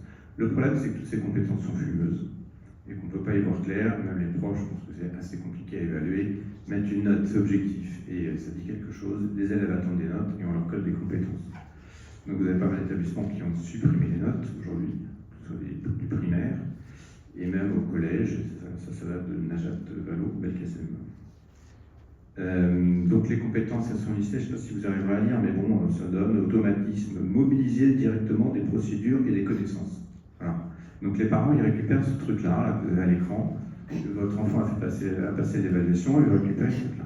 Ce truc-là, vous n'en ferez rien. Si vous scannez le petit code barre au bout, là, le QR code, là, vous aurez un truc comme ça, vous aurez accès aux questions. Et vous aurez accès aux questions et aux réponses attendues. Et est-ce que votre enfant a dit oui, a dit non, est-ce qu'il a fait bon ou pas bon? Le problème, c'est quand on rentre dans le détail des questions, là c'est un test de maths de 4e, on s'aperçoit que les 2/3 des questions sont de niveau primaire. C'est le premier choc, c'est pas possible. Eh ben, si c'est possible, c'est devant vous. Donc je sais pas, c'est peut-être un peu petit, puis j'ai pas mal de trucs à vous dire, donc on va rentrer dans le détail d'une seule question si vous voulez. Et à côté, nous on a mis le niveau de classe attendu, le vrai niveau de classe de nos cours, on n'utilise pas un pied de manuel du grip, entre autres. Et on s'aperçoit que pour une question de niveau CE1 en quatrième, le taux d'échec c'est 10%. Donc vous avez un élève sur 10 en quatrième qui atteint le niveau CE1. En CM2, souvent, on frôle les 40% d'échec, 44%. Et la seule question dans ce test, là, parce qu'il y a les 4 parties, mais c'est une des parties, qui est de niveau 5e, donc on est en début 4e, donc on essaie de valider ce qu'ils ont vraiment niveau 5e, le taux d'échec c'est 57%. Donc il y a un élève sur 2 qui n'a pas le niveau de 5e. Et la question, je vous la fais courte, mais globalement c'est une histoire de macarons, on précise entre parenthèses biscuits fourrés, c'est pas que des gourmands, et puis c'est vrai qu'un mot de vocabulaire qui pose problème. Et il y a 2 macarons au café, 3 à la fraise, etc. Donc, au final, vous avez 16 macarons et vous dit 25% de quoi? De café, chocolat ou de pommes? 25% de 16, c'est 4, merci. Et donc, vous avez plus d'un élève sur 2 qui ne sait pas calculer ça, en quatrième, donc 13 ans, à peu près. J'enchaîne, mais tout est comme ça. Et donc, à l'arrivée, vous avez 16 questions sur les 19 qui ont été identifiées ici, qui sont de niveau CE1 à CM2. 16 questions sur 19. C'est pas 3, pas la moitié. C'est 16 sur 19 qui sont de niveau primaire. Ok? Et donc ça pose un premier problème. Et malgré le niveau très faible des questions, seulement 44%, globalement 50% des élèves ont obtenu un niveau satisfaisant. Donc vous avez 16 questions sur 19 qui sont au niveau primaire, on est en quatrième, je rappelle, et vous avez la moitié des élèves qui ont un niveau satisfaisant. D'accord? Mais en fait, s'ils ont un niveau quatrième satisfaisant, c'est juste qu'on a validé qu'ils n'avaient pas 2 ans de retard. Donc l'éducation nationale décrète un élève en quatrième satisfaisant dès lors qu'il n'a pas 2 ans de retard. Ça, c'est la réalité. C'est la réalité froide, c'est le monde réel. C'est la France d'aujourd'hui, en 2023. Depuis, ça s'est arrangé. Pas de scoop. Donc en fait, le thème de la conférence, c'est oser la vérité. Et moi, je transformais ça, parce que je suis un peu blagueur, en disant regardez la vérité en face. Et quand on regarde la vérité en face, on ment. L'institution ment. On ment aux enfants, on leur fait croire que ce sont des génies. On ment aux parents, on leur fait croire que leurs enfants sont à l'heure, comme on dit dans le jargon, c'est-à-dire qu'ils n'ont pas de retard. On ment aux profs, en leur infligeant des programmes indécents, des méthodes indécentes. Les profs, en tout cas certains profs, se mentent à eux-mêmes, en croyant faire bien, en croyant appliquer la règle. Ils voient bien que ça ne marche pas, mais ils se mentent à eux-mêmes. D'autres attendent la retraite, d'autres se sous-cachent pour tenir. Parce que ce qu'on leur fait faire n'a pas de sens, ne marche pas. Donc la réalité de l'école française aujourd'hui, c'est ça. Et moi, à mon petit niveau, je ne vois pas de marche arrière. Je vois les ministres qui s'enchaînent, je vois les réformes qui s'enchaînent, je rencontre parfois les conseillers des ministres qui changent eux-mêmes avec les ministres, donc c'est compliqué. Ils n'ont pas de vision. Si je leur dis ça, ils me disent « Monsieur, vous êtes plein de sous-entendus. Vous avez fait plein de sous-entendus. » Conseiller de Madame Borne, que je ne nommerai pas, qui va bientôt sauter. Enfin, repartir à l'inspection dans un rectorat. Parce qu'évidemment, ces gens-là inspectent les professeurs. Donc en fait, c'est assez grave. Après, si on enchaîne sur PISA, on parlait tout à l'heure, PISA, la France aujourd'hui, elle est juste au-dessus de la moyenne de l'OCDE. Vous voyez, c'est au milieu globalement, on est au milieu du paquet. Bon, c'est pas plus mal, hein, au milieu du paquet, l'OCDE, c'est sérieux, mais on est la France.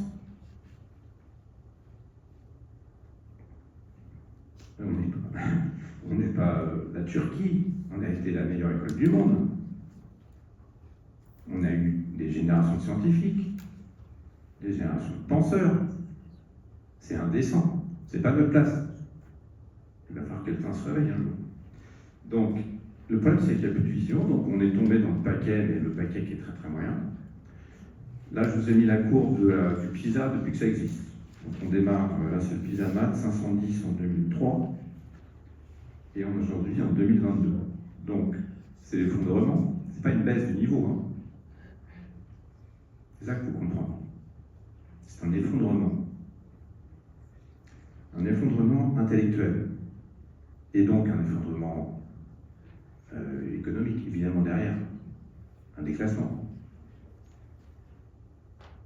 Et c'est les jeunes d'aujourd'hui, donc les futurs adultes de demain. Et je ne parle même pas de jeunes pas construits qui ne savent pas réfléchir, qui ne savent pas prendre des décisions libres, qui sont influençables. Je vous ai mis en dessous c'est ça qu'il faut avoir à l'esprit ici, c'est les plus faibles élèves et les plus forts élèves. Enfin, les élèves les plus performants. Bon, les plus faibles, ils ont toujours été faibles, mais ceux qui sont de plus en plus nombreux. Bon, ok. Mais le pire, c'est que les plus forts sont de moins en moins nombreux et en fait, de moins en moins forts. Même les meilleurs, ils sont juste bons. Les meilleurs d'aujourd'hui, c'est un bon élève. Point. Si on le projetait 25 ans en arrière, il aurait, sauf les exceptions, mais en masse, il serait dans le paquet.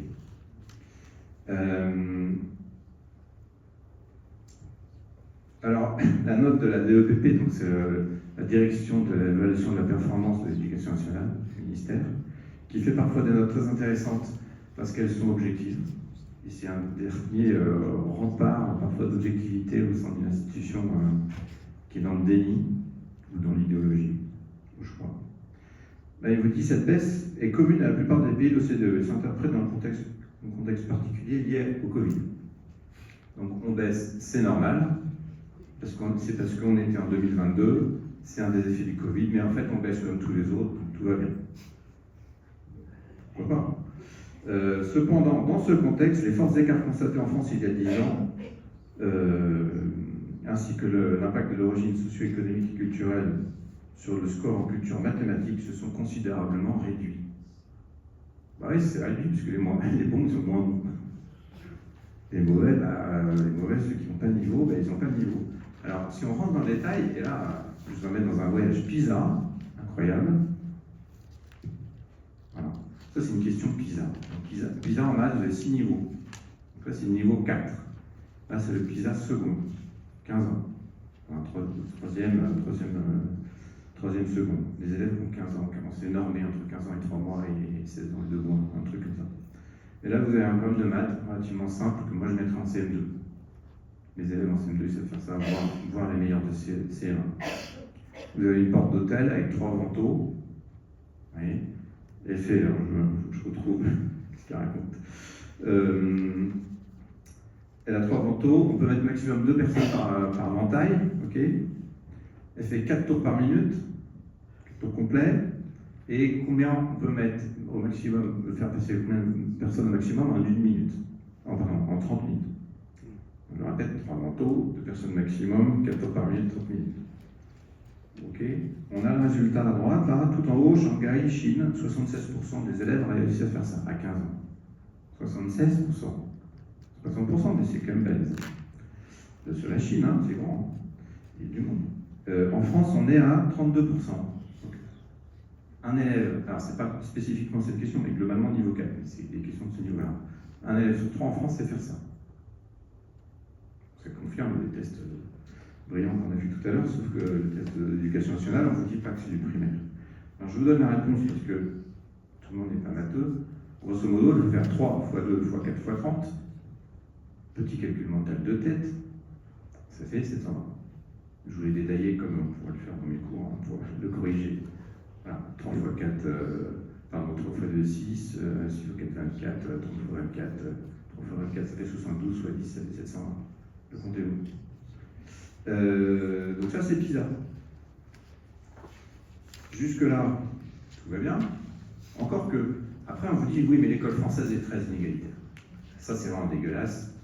Il y a les écoles des riches, les écoles de l'élite, je vais peut-être parler Aude, et puis il y a les écoles des pauvres, on n'apprend rien, l'école des populations défavorisées, les quartiers populaires, etc., etc. Vous êtes la preuve vivante que c'est fou, que c'est faux, qu'on peut très bien avoir une école de quartier et faire du super boulot, et que c'est pas si compliqué dès lors qu'il y a de la volonté, malgré les difficultés que vous devez affronter, que je connais un peu. Alors on vous dit les écoles des riches. Ok, concours général, en France, c'est une fois par an les meilleurs élèves de France qui se présentent. D'accord, le concours général. Qui s'en sort le mieux? Les élèves des écoles des riches. Pourquoi? Pour plein de raisons. Donc vous avez le lycée Stanislas à Paris, en 6e, où certains ministres ont leurs enfants, où ont fait leurs études comme M. Blanquer, ou sous-conseiller Sangor, ou plein d'autres en fait. Mais ça c'est pour eux. Donc eux, ça ne les concerne pas. Et le lycée Stan, ok. Et puis donc les deux premiers, par exemple, lycée Stan en 2025, ils avaient 25 distinctions, et Louis le Grand à Paris 22. Ok. Après, on organise en France en juillet 2025, et là ça devient drôle, les Olympiades de physique internationale. Le premier français, donc le monde entier vient en France faire ces Olympiades de physique. Le premier français, il est 78e, il est en bas de la liste, joliment petit. C'est un certain Hugo, brillant, j'ai entendu en interview, il est sympa, il parle bien, il s'exprime, on voit qu'il est câblé. Il était à Louis le Grand. Il était à Louis le Grand, en prépa. Louis le Grand, donc c'est la deuxième ligne, 22, là, tout en haut. École des riches. 78e mondial. Ça donne le vertige. Ça c'est en physique, mais on fait la même en maths. Tout est comme ça. Donc voilà, ça c'était la partie pas drôle. Voilà. Alors moi j'ai monté du coup Cours Griffon pour apporter ma pierre modestement à la reconstruction de la France. Donc on a 1500 élèves, il y en a 12 millions. On a encore un peu de boulot. Et donc, quand j'ai monté ça, j'ai lu plein de bouquins, j'ai fait le tour de rencontrer plein de gens, des philosophes, des politiques, etc. Des profs, des parents, de tous horizons. Et moi, mon projet s'adresse vraiment à toute la France et à tous les élèves français, d'où qu'ils viennent, quelle que soit leur origine, quel que soit le niveau de diplôme des parents, de maîtrise, etc. On a vraiment des élèves de partout. Et ça, c'est vraiment passionnant. Et je me suis dit, bon, il y a bien un référentiel qui donne le là, comment on peut savoir le niveau d'un élève, etc. Et ça n'existe pas. Vous avez que des évaluations, un peu, entre guillemets, si on parle de l'expression pourrie, qui disent rien. Mais vous ne pouvez pas avoir, donc on a sur le site, on a mis une page test de niveau. Voilà. Et donc vous avez un test très simple, CE1, sujet de français, corrigé, sujet corrigé en maths CE1, on fait ça dans toutes les classes. Ça donne à gauche une page A4, je sais pas, c'est pas drôle mais c'est assez efficace, une mini-dictée, un peu de grammaire, et j'insiste sur la question de la grammaire qui est la vie en fait.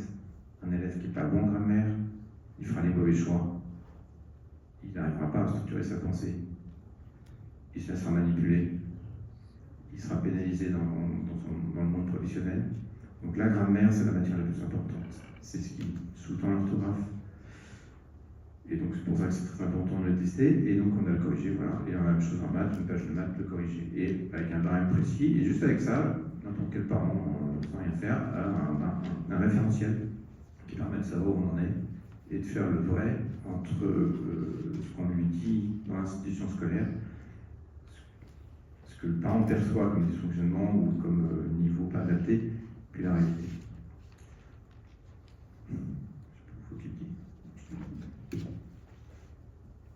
Non, grève. C'est fini la grève, non? Voilà. Alors, juste au-dessus. Il faut faire machin. Un grand rire. Ah, d'accord. Ah oui, d'accord. D'accord. Ok. Et donc, en fait, on a adapté une pédagogie. Donc là, je finis par ça, mais c'est pour montrer comment on peut faire un usage intéressant du numérique.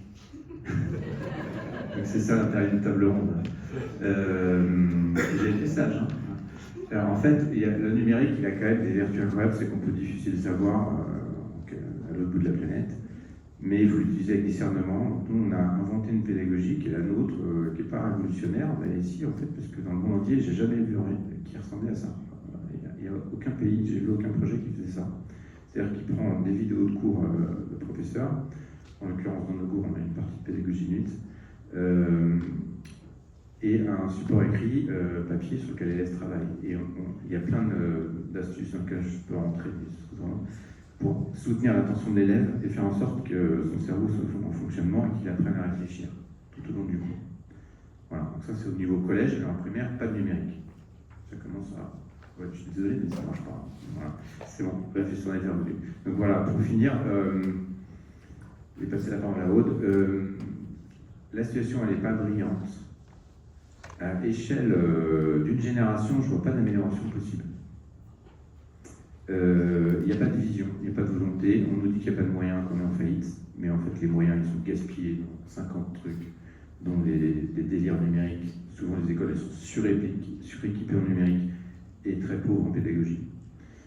Ce dont je suis sûr, c'est que la France, c'est la France, qu'elle a su se relever de plein de défis, dans plein de configurations, que la vie intellectuelle du pays, elle n'est pas morte, que les enfants, ils ne sont pas plus bêtes qu'avant, ils ne sont pas plus intelligents non plus, même si on a affronté une génération de surdoués.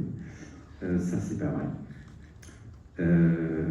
Et en fait, il va se passer quelque chose que personne ne peut prédire.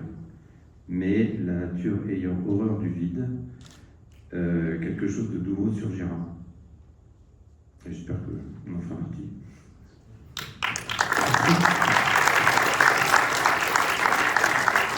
Pour les parents entiers, le cours Griffon à distance, c'est quelque chose qui fonctionne. N'hésitez pas à aller regarder leur site. Ça fonctionne.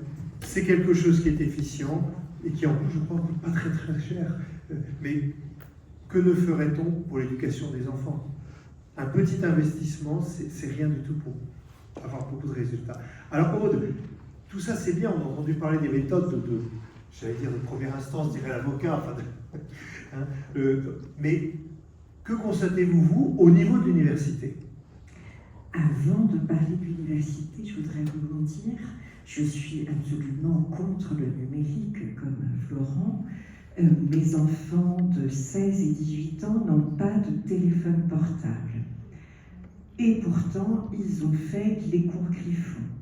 Voilà, donc, on peut tout à fait utiliser les cours Griffon, même quand on est comme moi, une hystérique du numérique éducatif. Alors, venons-en à l'université. Eh bien, dans mon université, dont je suis à l'université du Mans, un campus de Laval, le thème de la conférence c'est Osons la vérité. En première année, c'est un grand moment de vérité pour les étudiants. Parce que il y a un taux d'échec considérable. Alors voilà, je vous ai mis le taux de réussite au bac. En 2023, 95,7% de réussite. Et puis chez nous, je vous ai même mis une capture d'écran du procès verbal, et bien le taux de réussite, donc de ces bacheliers qui avaient été 95,7% à réussir le bac, et bien ils sont 19,8% à réussir leur première année. Donc voilà le vrai niveau. Pour découvrir son vrai niveau, on peut faire le test des cours Griffon et puis on peut aussi venir à la faculté de droit à Laval. Et là, on se rend compte que ça ne va pas du tout. Alors on jette souvent la pierre à l'université en disant justement avec ces chiffres-là qu'on est incapable de former les jeunes. Mais c'est vrai, on est incapable de former les jeunes, mais les jeunes qu'on reçoit, les jeunes qu'on nous envoie, qui effectivement ne sont pas du tout outillés pour réussir à l'université. Parce que comme on l'a vu tout à l'heure, ils ne savent pas lire, ils ne savent pas écrire. En droit, c'est moins important, mais j'ai des collègues informaticiens à la faculté d'informatique qui me disent qu'ils ne savent pas compter. Voilà, 10%, ils ne savent pas faire. Et donc, je vous ai mis une petite photo. Ah oui, alors effectivement, lutte contre l'illettrisme, là, tout le nord de la France est dans le rouge. Là, effectivement, la catastrophe que moi je vois à mon niveau à l'université, eh bien, ça ne concerne pas que ma faculté, c'est surtout le territoire. Alors oui, cette petite image, je ne sais pas si vous arrivez bien à la voir, c'est la leçon de piano. Ce qui m'intéresse aussi, c'est le regard du professeur de musique qui est très narquois, qui semble se réjouir que son élève soit en difficulté. Bon, les jeunes qui arrivent en première année à la fin, qui sont un petit peu comme ce jeune pianiste à qui on demande l'impossible.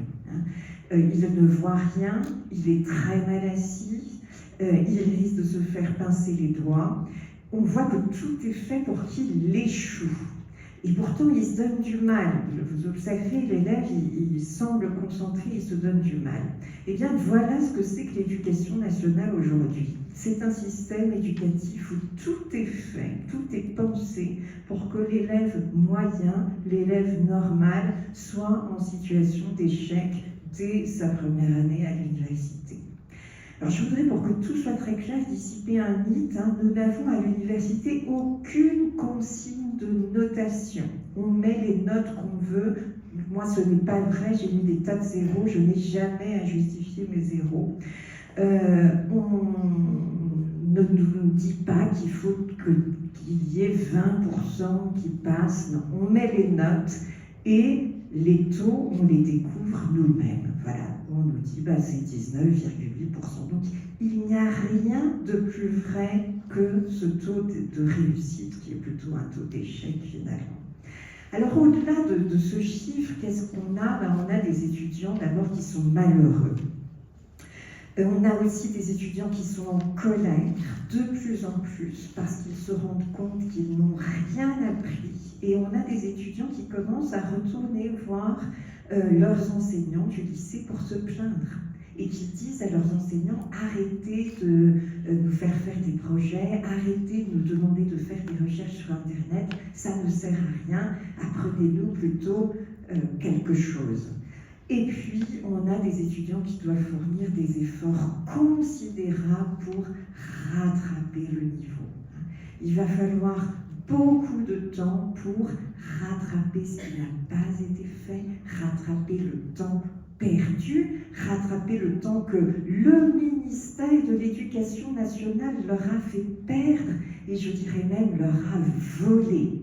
On a un ministère qui vole le temps des enfants parce qu'ils sont toute la journée à l'école et que quand ils arrivent, moi, en première année à la faculté de droit, ils ne savent pas la règle A accent. C'est nous qui devons leur apprendre la règle A accent et des règles équivalentes de niveau cours élémentaire. Quand les étudiants arrivent à l'université, on leur fait faire une dictée pour faire des groupes de niveau, groupes de besoins, comme vous voulez. Sont dispensés de cours d'orthographe les étudiants qui maîtrisent la règle de l'accord du participe passé avec l'auxiliaire avoir. C'est une règle qu'on apprend au niveau CM. Ça veut dire que nous, ce qu'on apprend en cours d'orthographe à l'université, c'est du niveau cours élémentaire, CE1, CE2, CM1. Et donc, quand l'OCDE, vous savez, c'est sorti récemment, l'OCDE nous dit qu'il y a des tas d'adultes qui n'ont pas le niveau d'un élève de 10 ans, d'un enfant de 10 ans, mais c'est bien pire que ça. La vérité, c'est qu'on en a énormément, y compris à la faculté de droit, qui n'ont pas le niveau d'un élève de 8 ans. Alors, je vais peut-être passer la parole à Martine Donnette pour qu'elle enchaîne sur cette catastrophe et sur justement ce qu'on peut faire pour éviter cette catastrophe. Alors, et pourtant, la réussite à l'école primaire est possible. Donc, à Socrate 02, nous sommes résolument optimistes parce que nous sommes arrivés dans une école, ma collègue et moi, en énorme difficulté, où toute l'équipe enseignante avait quitté l'école, nous souhaitait quitter l'école et a quitté l'école, et nous avons installé notre association. Que de progrès, que de changements dans cette école, donc c'est possible. Le projet Socrate 02, c'est une proposition parmi d'autres propositions. C'est un projet qui n'est pas révolutionnaire, c'est juste du bon sens et la volonté de vouloir l'égalité des chances pour tous les enfants, quelles que soient leurs origines sociales. Alors je vais vous dire un petit peu ce qu'il y a dans notre projet Socrate 02, c'est très simple. Une équipe d'enseignants volontaires qui partagent les mêmes valeurs de travail. Voilà, ça c'est important. Voilà, vous voyez ce qui se passe à l'Assemblée nationale, c'est pareil dans les écoles. Donc si on veut réussir, il faut rassembler des équipes qui partagent les mêmes valeurs. Voilà, il n'y a pas d'autre solution. Des classes réparties en fonction des besoins de l'enfant. Aujourd'hui, il y a trop d'écart entre les enfants d'une même classe d'âge. Donc il ne faut plus fonctionner par classe d'âge, mais par besoin. Et les enfants s'y retrouvent et tout le monde progresse puisque l'enfant va travailler 100% du temps. Un CP en 2 ans. Le CP, c'est la seule classe qui ne se fait qu'en 1 an, alors que c'est une classe qui est primordiale. Donc à Socrate 02, on préconise un CP en 2 ans. L'utilisation des manuels de GRIP, parce qu'ils sont clairs et exigeants. Donc, vous les avez là sur l'estrade. On les utilise, nous, depuis 8 ans. Alors, quand on les ouvre comme ça peut faire peur, parce qu'il n'y a pas d'image, il n'y a pas de BD, il n'y a pas de... un petit peu de photos, c'est vrai. Mais ils sont excellents, et pour les utiliser au quotidien, les enfants progressent de façon constante et avec beaucoup de facilité. Donc, ces manuels impliquent aussi une continuité de cette méthode de la maternelle au CM2. Donc, maternelle, c'est pour les manuels, c'est pour l'élémentaire, mais il y a des méthodes du GRIP pour la maternelle, parce que les apprentissages ne démarrent pas au CP, mais dès la maternelle. Et personne ne parle de maternelle, parce que je pense qu'il y a rarement des personnes au ministère ou des gens qui prennent des décisions dans notre pays qui savent réellement ce qu'un enfant de maternelle peut faire. Et d'ailleurs, l'école primaire est très peu représentée. Un enseignement sans photocopie. Je pense que, voilà, nous ne faisons pas de photocopie. Écrire toutes les leçons à la main. Apprendre par cœur toutes les règles de base, les tables de multiplication, la conjugaison. Quand on apprend par cœur, il reste toujours quelque chose. Et l'enfant a toujours un repère, quelque chose auquel se raccrocher. Une aide disciplinaire pour les enseignants qui éprouvent le besoin grâce à un partenariat avec les groupes Griffon. Donc voilà, on a aujourd'hui des enseignants qui n'ont jamais appris la grammaire, qui ne la connaissent pas et qui doivent enseigner. Enfin, je parle de la grammaire parce que je fais surtout la grammaire à l'école, mais c'est pareil pour l'orthographe, c'est pareil pour les mathématiques. Donc, dans notre association, on souhaite mener un partenariat avec les cours Griffon pour permettre à des enseignants de pouvoir bénéficier d'une remise à niveau pour pouvoir utiliser les manuels, parce que sinon vous ne pouvez pas utiliser les manuels. Une directrice qui enseigne. Voilà, on défend l'enseignement parce que les plantes dans les bureaux, voilà, c'est une grosse partie de l'administration française. Et je pense que si on mettait tout le monde sur le terrain, ben, ce serait bien utile, ça ferait des petites classes, et puis ça deviendrait beaucoup plus concret. Donc, une directrice qui enseigne parce qu'elle doit être un modèle pédagogique, et parce qu'il est primordial de revaloriser le métier d'enseignant. Voilà, enseigner, c'est un travail merveilleux, et donc il doit y avoir plus de postes d'enseignants que de personnes dans les bureaux, qui en général empêchent ceux qui sont sur le terrain de travailler en leur ajoutant donc une surcharge de travail. Les évaluations publiques et privées, des évaluations publiques et privées, donc il y a les évaluations publiques que vous connaissez, mais elles sont intéressantes si elles s'accompagnent d'évaluations privées. Donc, afin d'obtenir une expertise qui soit plus précise des résultats. Donc là encore, hein, on envoie au cours Griffon tous les parents qui se posent des questions sur le niveau de leur enfant. C'est toujours intéressant d'avoir l'avis d'un autre expert. Des enseignants qui acceptent de travailler les mêmes matières sur plusieurs niveaux. C'est important d'avoir des enseignants qui sachent travailler sur plusieurs niveaux, et même sur tous les niveaux, et ne pas se conforter dans un seul niveau de classe. Voilà. Travailler sur tous les niveaux, c'est très très intéressant, et ça permet d'avoir une bonne gymnastique pour enseigner, d'enseignement, pardon. Un rythme scolaire modifié. Alors nous demandons qu'il y ait, quand je dis 5 grosses matinées, c'est un peu le système anglo-saxon, c'est-à-dire de très grosses matinées avec une coupure avec un goûter, un petit repas dans la matinée, mais les grosses matinées où on ne fasse que les fondamentaux, français, maths, histoire, géosciences, mais que ça. Et puis rajouter des heures de cours, parce qu'il est bien évident qu'on a dégraissé les heures de cours à l'école, qu'il y a beaucoup moins de cours aujourd'hui, et nous n'arrivons plus à enseigner, nous n'avons plus assez de temps pour faire tout ce que nous devons faire avec nos élèves. Donc nous, on demande 2 heures de cours de plus par jour, lundi, mardi, jeudi, vendredi, afin que les enfants puissent faire l'après-midi du sport, de l'art, mais aussi permettre à certains d'avoir des cours de remise à niveau. Vous savez qu'on a une forte immigration en France, alors c'est bien d'accueillir des enfants issus d'immigration, mais encore faut-il s'en occuper. Voilà, quand on ne s'occupe pas d'enfants, alors qu'ils soient d'immigration ou pas, si on ne s'en occupe pas et si on ne leur permet pas à un moment donné un rattrapage, eh bien ils sont toujours en échec et l'échec provoque de la violence. On n'est pas bien quand on est dans l'échec d'un enfant. On a énormément d'enfants en grande souffrance dans le système scolaire et de parents en grande souffrance dans le système scolaire et c'est quand même lamentable. Donc voilà, des cours de remise à niveau parce qu'à un moment donné, il faut bien se remettre à niveau et bénéficier de cours bien ciblés. Alors, je ne vais pas vous détailler tout le reste, il y a encore beaucoup de choses dans notre projet, mais ce qu'on veut vous dire, c'est que des choses simples, ça fonctionne, avec beaucoup de bon sens et aussi beaucoup de travail. Voilà, donc il y a de l'espoir, si un jour on est écouté. Oui, on espère. Et qu'on permet les choses simples. On espère qu'on sera écouté. Alors, oser la vérité, c'est aussi parler, comme l'a fait Xavier Dubélé à l'instant, de cette baisse du niveau, y compris des très bons élèves. C'est-à-dire qu'on vous parle, on n'arrête pas de parler d'une école à 2 vitesses. C'est un mensonge. Il n'y a pas d'école à 2 vitesses, et notamment dans l'esprit de beaucoup de parents, c'est l'école publique qui va pas très vite et l'école privée qui va bien, qui va beaucoup plus vite. Ce qu'on a vu avec ce qu'a projeté tout à l'heure Xavier Dubélé, c'est qu'en réalité, tout le monde est en marche arrière. Tout le monde est en marche arrière, y compris les bons établissements.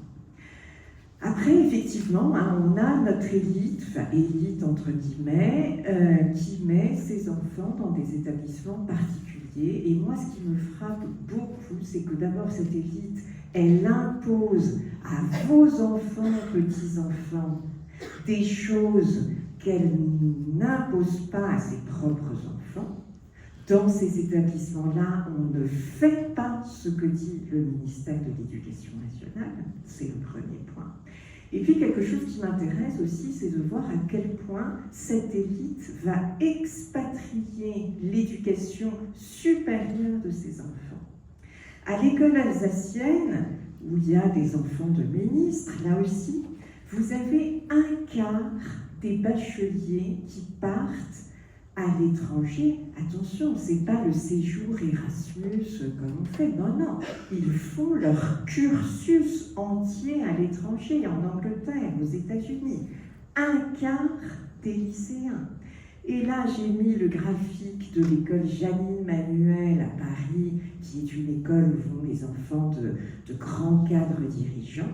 Et là, c'est encore bien plus. C'est la majorité des enfants qui partent à l'étranger. En gros, vous voyez, le gros, je ne sais pas si vous arrivez à lire les chiffres, mais vous en avez 37,4%, seulement 37,4% qui restent en France. Tout le reste de ces bacheliers partent à l'étranger. Alors là, je parle des écoles parisiennes. Il faut savoir que ça existe aussi en province, notamment avec ces fameuses filières internationales. Il y a des cursus d'excellence réservés à certains, avec en plus des cours particuliers, etc.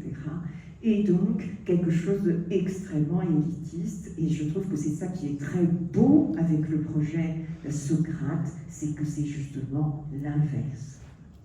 Liberté, égalité, voilà. Donc, la République, où il devrait y avoir de l'égalité.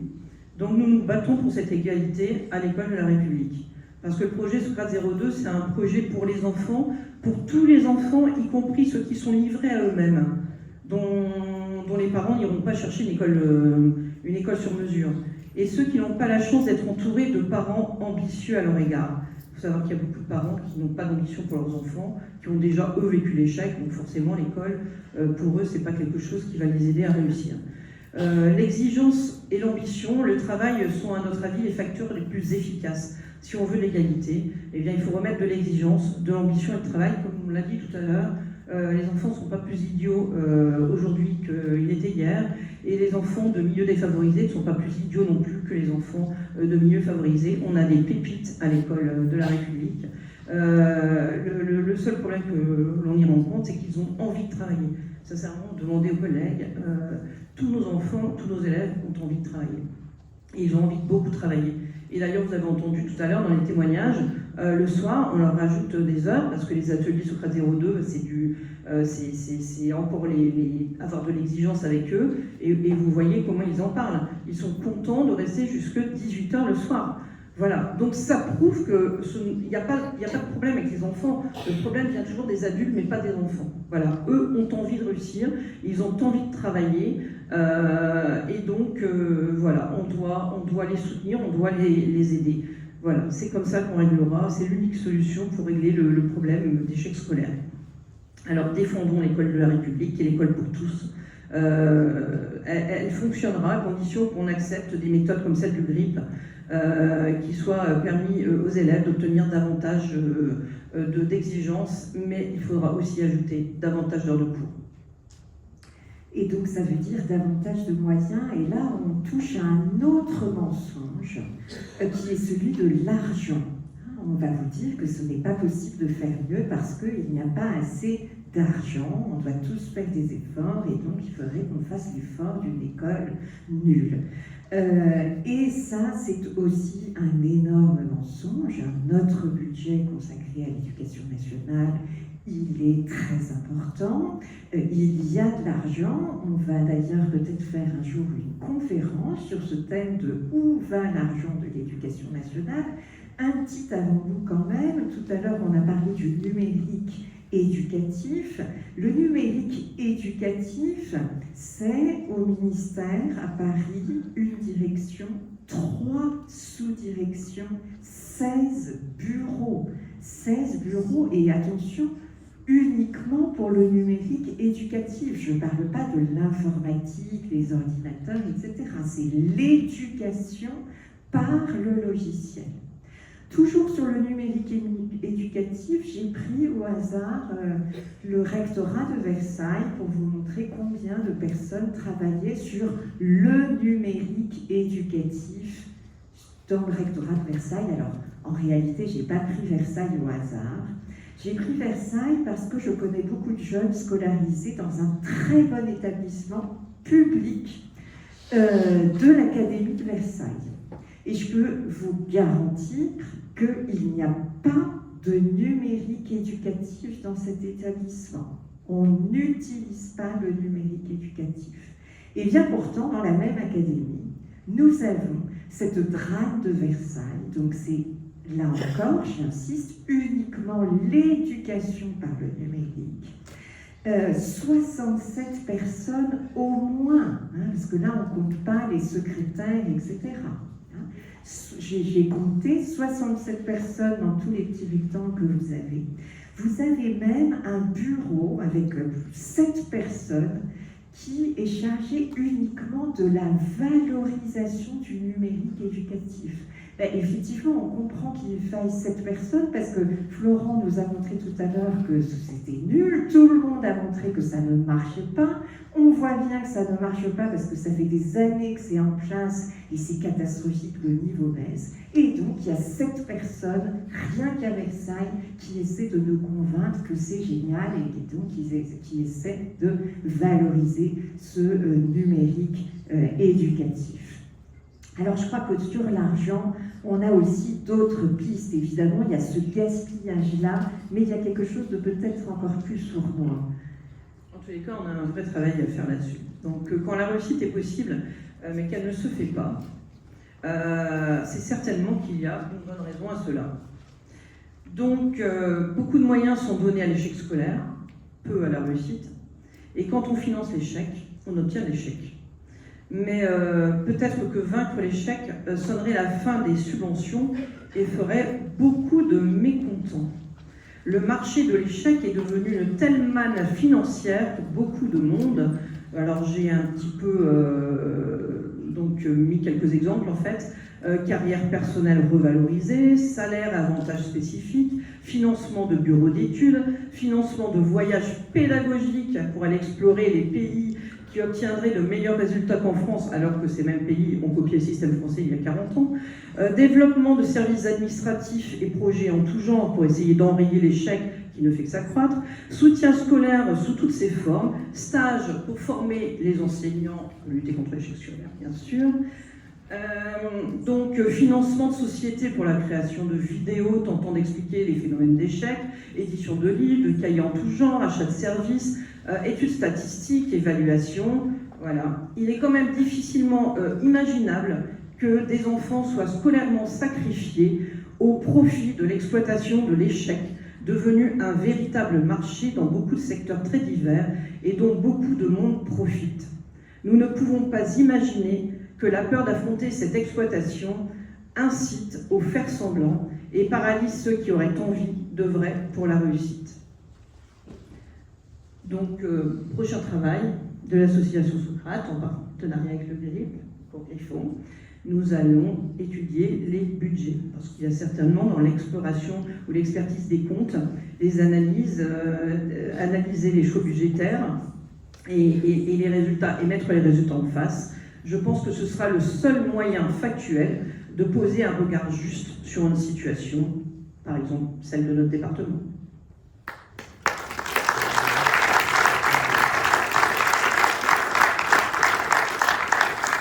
Alors, vous avez compris, il y a des solutions. Cécile, peut-être une petite dernière intervention avant que nous passions aux questions de la salle.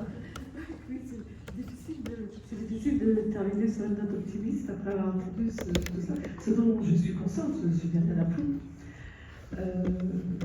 Oui, par exemple, ne serait-ce que moi, quand je fais voir mes petits-enfants, je pense à mon petit-fils qui a été en 4e cette année.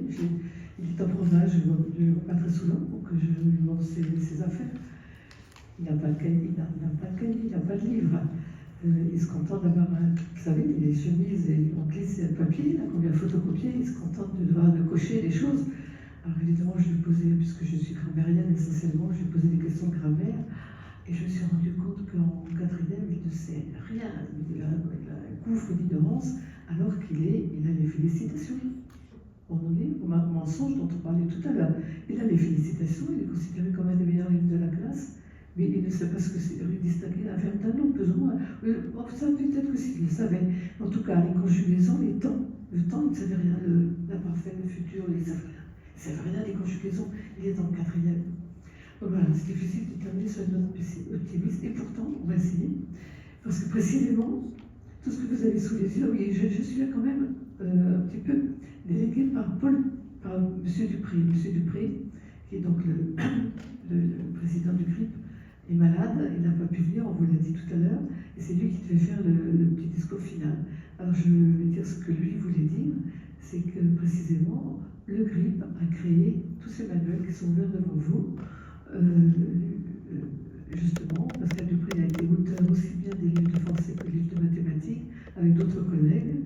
On a été nombreux à rédiger ces livres, et à partir du CE1 jusqu'au CM2, on a des livres qui vraiment tiennent la rampe, qui font appel à des connaissances et des méthodes et des pratiques qui sont celles que moi, qui suis la plus vieille de tout ce paquet-là, j'ai utilisées quand j'étais petite fille. C'est-à-dire, on faisait des dictées, de la grammaire, de l'analyse grammaticale, de l'analyse logique, des conjugaisons en français, des rédactions. Et moi, mes élèves, je faisais une rédaction tous les 15 jours, je faisais des questions dictées toutes les semaines. C'est fini, ça c'est fini. Je me souviens d'une collègue qui dit, oh là là, attends, la rédaction, attends, tu fais faire la rédaction. Oh là là, attends, la rédaction, c'est tellement embêtant à corriger. Moi, je fais ça en janvier. Hein. Bon. Et donc, revenons un peu. Alors, aux mathématiques, les mathématiques, donc, eh bien, il y a des petits problèmes. Tu vois, mes petits-enfants ne me faisaient pas de problème. Du genre, je vais faire mes courses avec, j'ai dans mon porte-monnaie, je sais pas, moi, 25 €, j'achète 3 livres de cerises à temps un livre. On faisait des calculs comme ça, et on se régalait. On se régalait à faire ces problèmes. Les gens de ma génération parmi vous, vous vous régalez à faire ces problèmes. Les petits-enfants n'ont jamais fait de problème. Ils n'ont pas le sens des opérations. Je me souviens qu'une année, on nous avait demandé le professeur de faire une étude. Des études ont été organisées dans mon collège. Et moi, mon professeur de français, le hasard a fait que j'ai été... les élèves que je gardais à l'étude, que je devais faire travailler, avaient tous des maths à faire. ça a été une révélation. Elle avait des 5e et les 4e. Elle ne savait pas ce qu'était un nombre pair. Je ne faisais pas la différence entre un nombre pair et un nombre impair, elle ne savait pas. Elle avait quand même des problèmes dans le livre, donc je les faisais travailler. Mais j'étais épouvantée. Elle s'essayait, je leur demandais, mais quel calcul on va faire là? Les soins d'addition. Elle s'essayait les quatre opérations au pif. C'était une addition? Ben non. Des soustractions? Ben non. Ils n'y arrivaient pas. Il y avait un diamètre, il fallait trouver la taille du rayon. Je dis, mais madame, comment je peux trouver ça? Comment je peux trouver ça? Alors, et puis il fallait diviser par 2. Mais comment on fait une division par 2, madame? Je ne sais pas. Enfin, c'était c'était terrifiant, terrifiant. Voilà. Alors, donc, je reviens au livre, à nous. On leur fait faire évidemment dès les petites classes, des petits problèmes, des leçons qui sont très claires. Je préfère pas plus pour le français, mais en maths, en tout cas, c'est très clair. Enfin, c'est aussi, parce que je crois que c'est ce que vous utilisez, monsieur de Bellay, vous utilisez dans vos livres.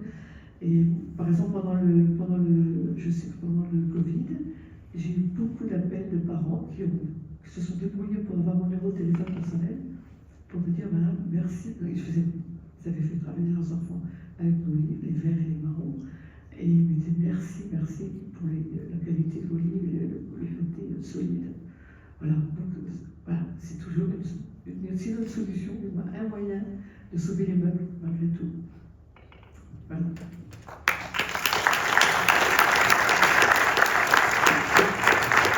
Ceci me rappelle une appréciation qu'un de mes professeurs aimait bien mettre: cultive allègrement sa marge de progression.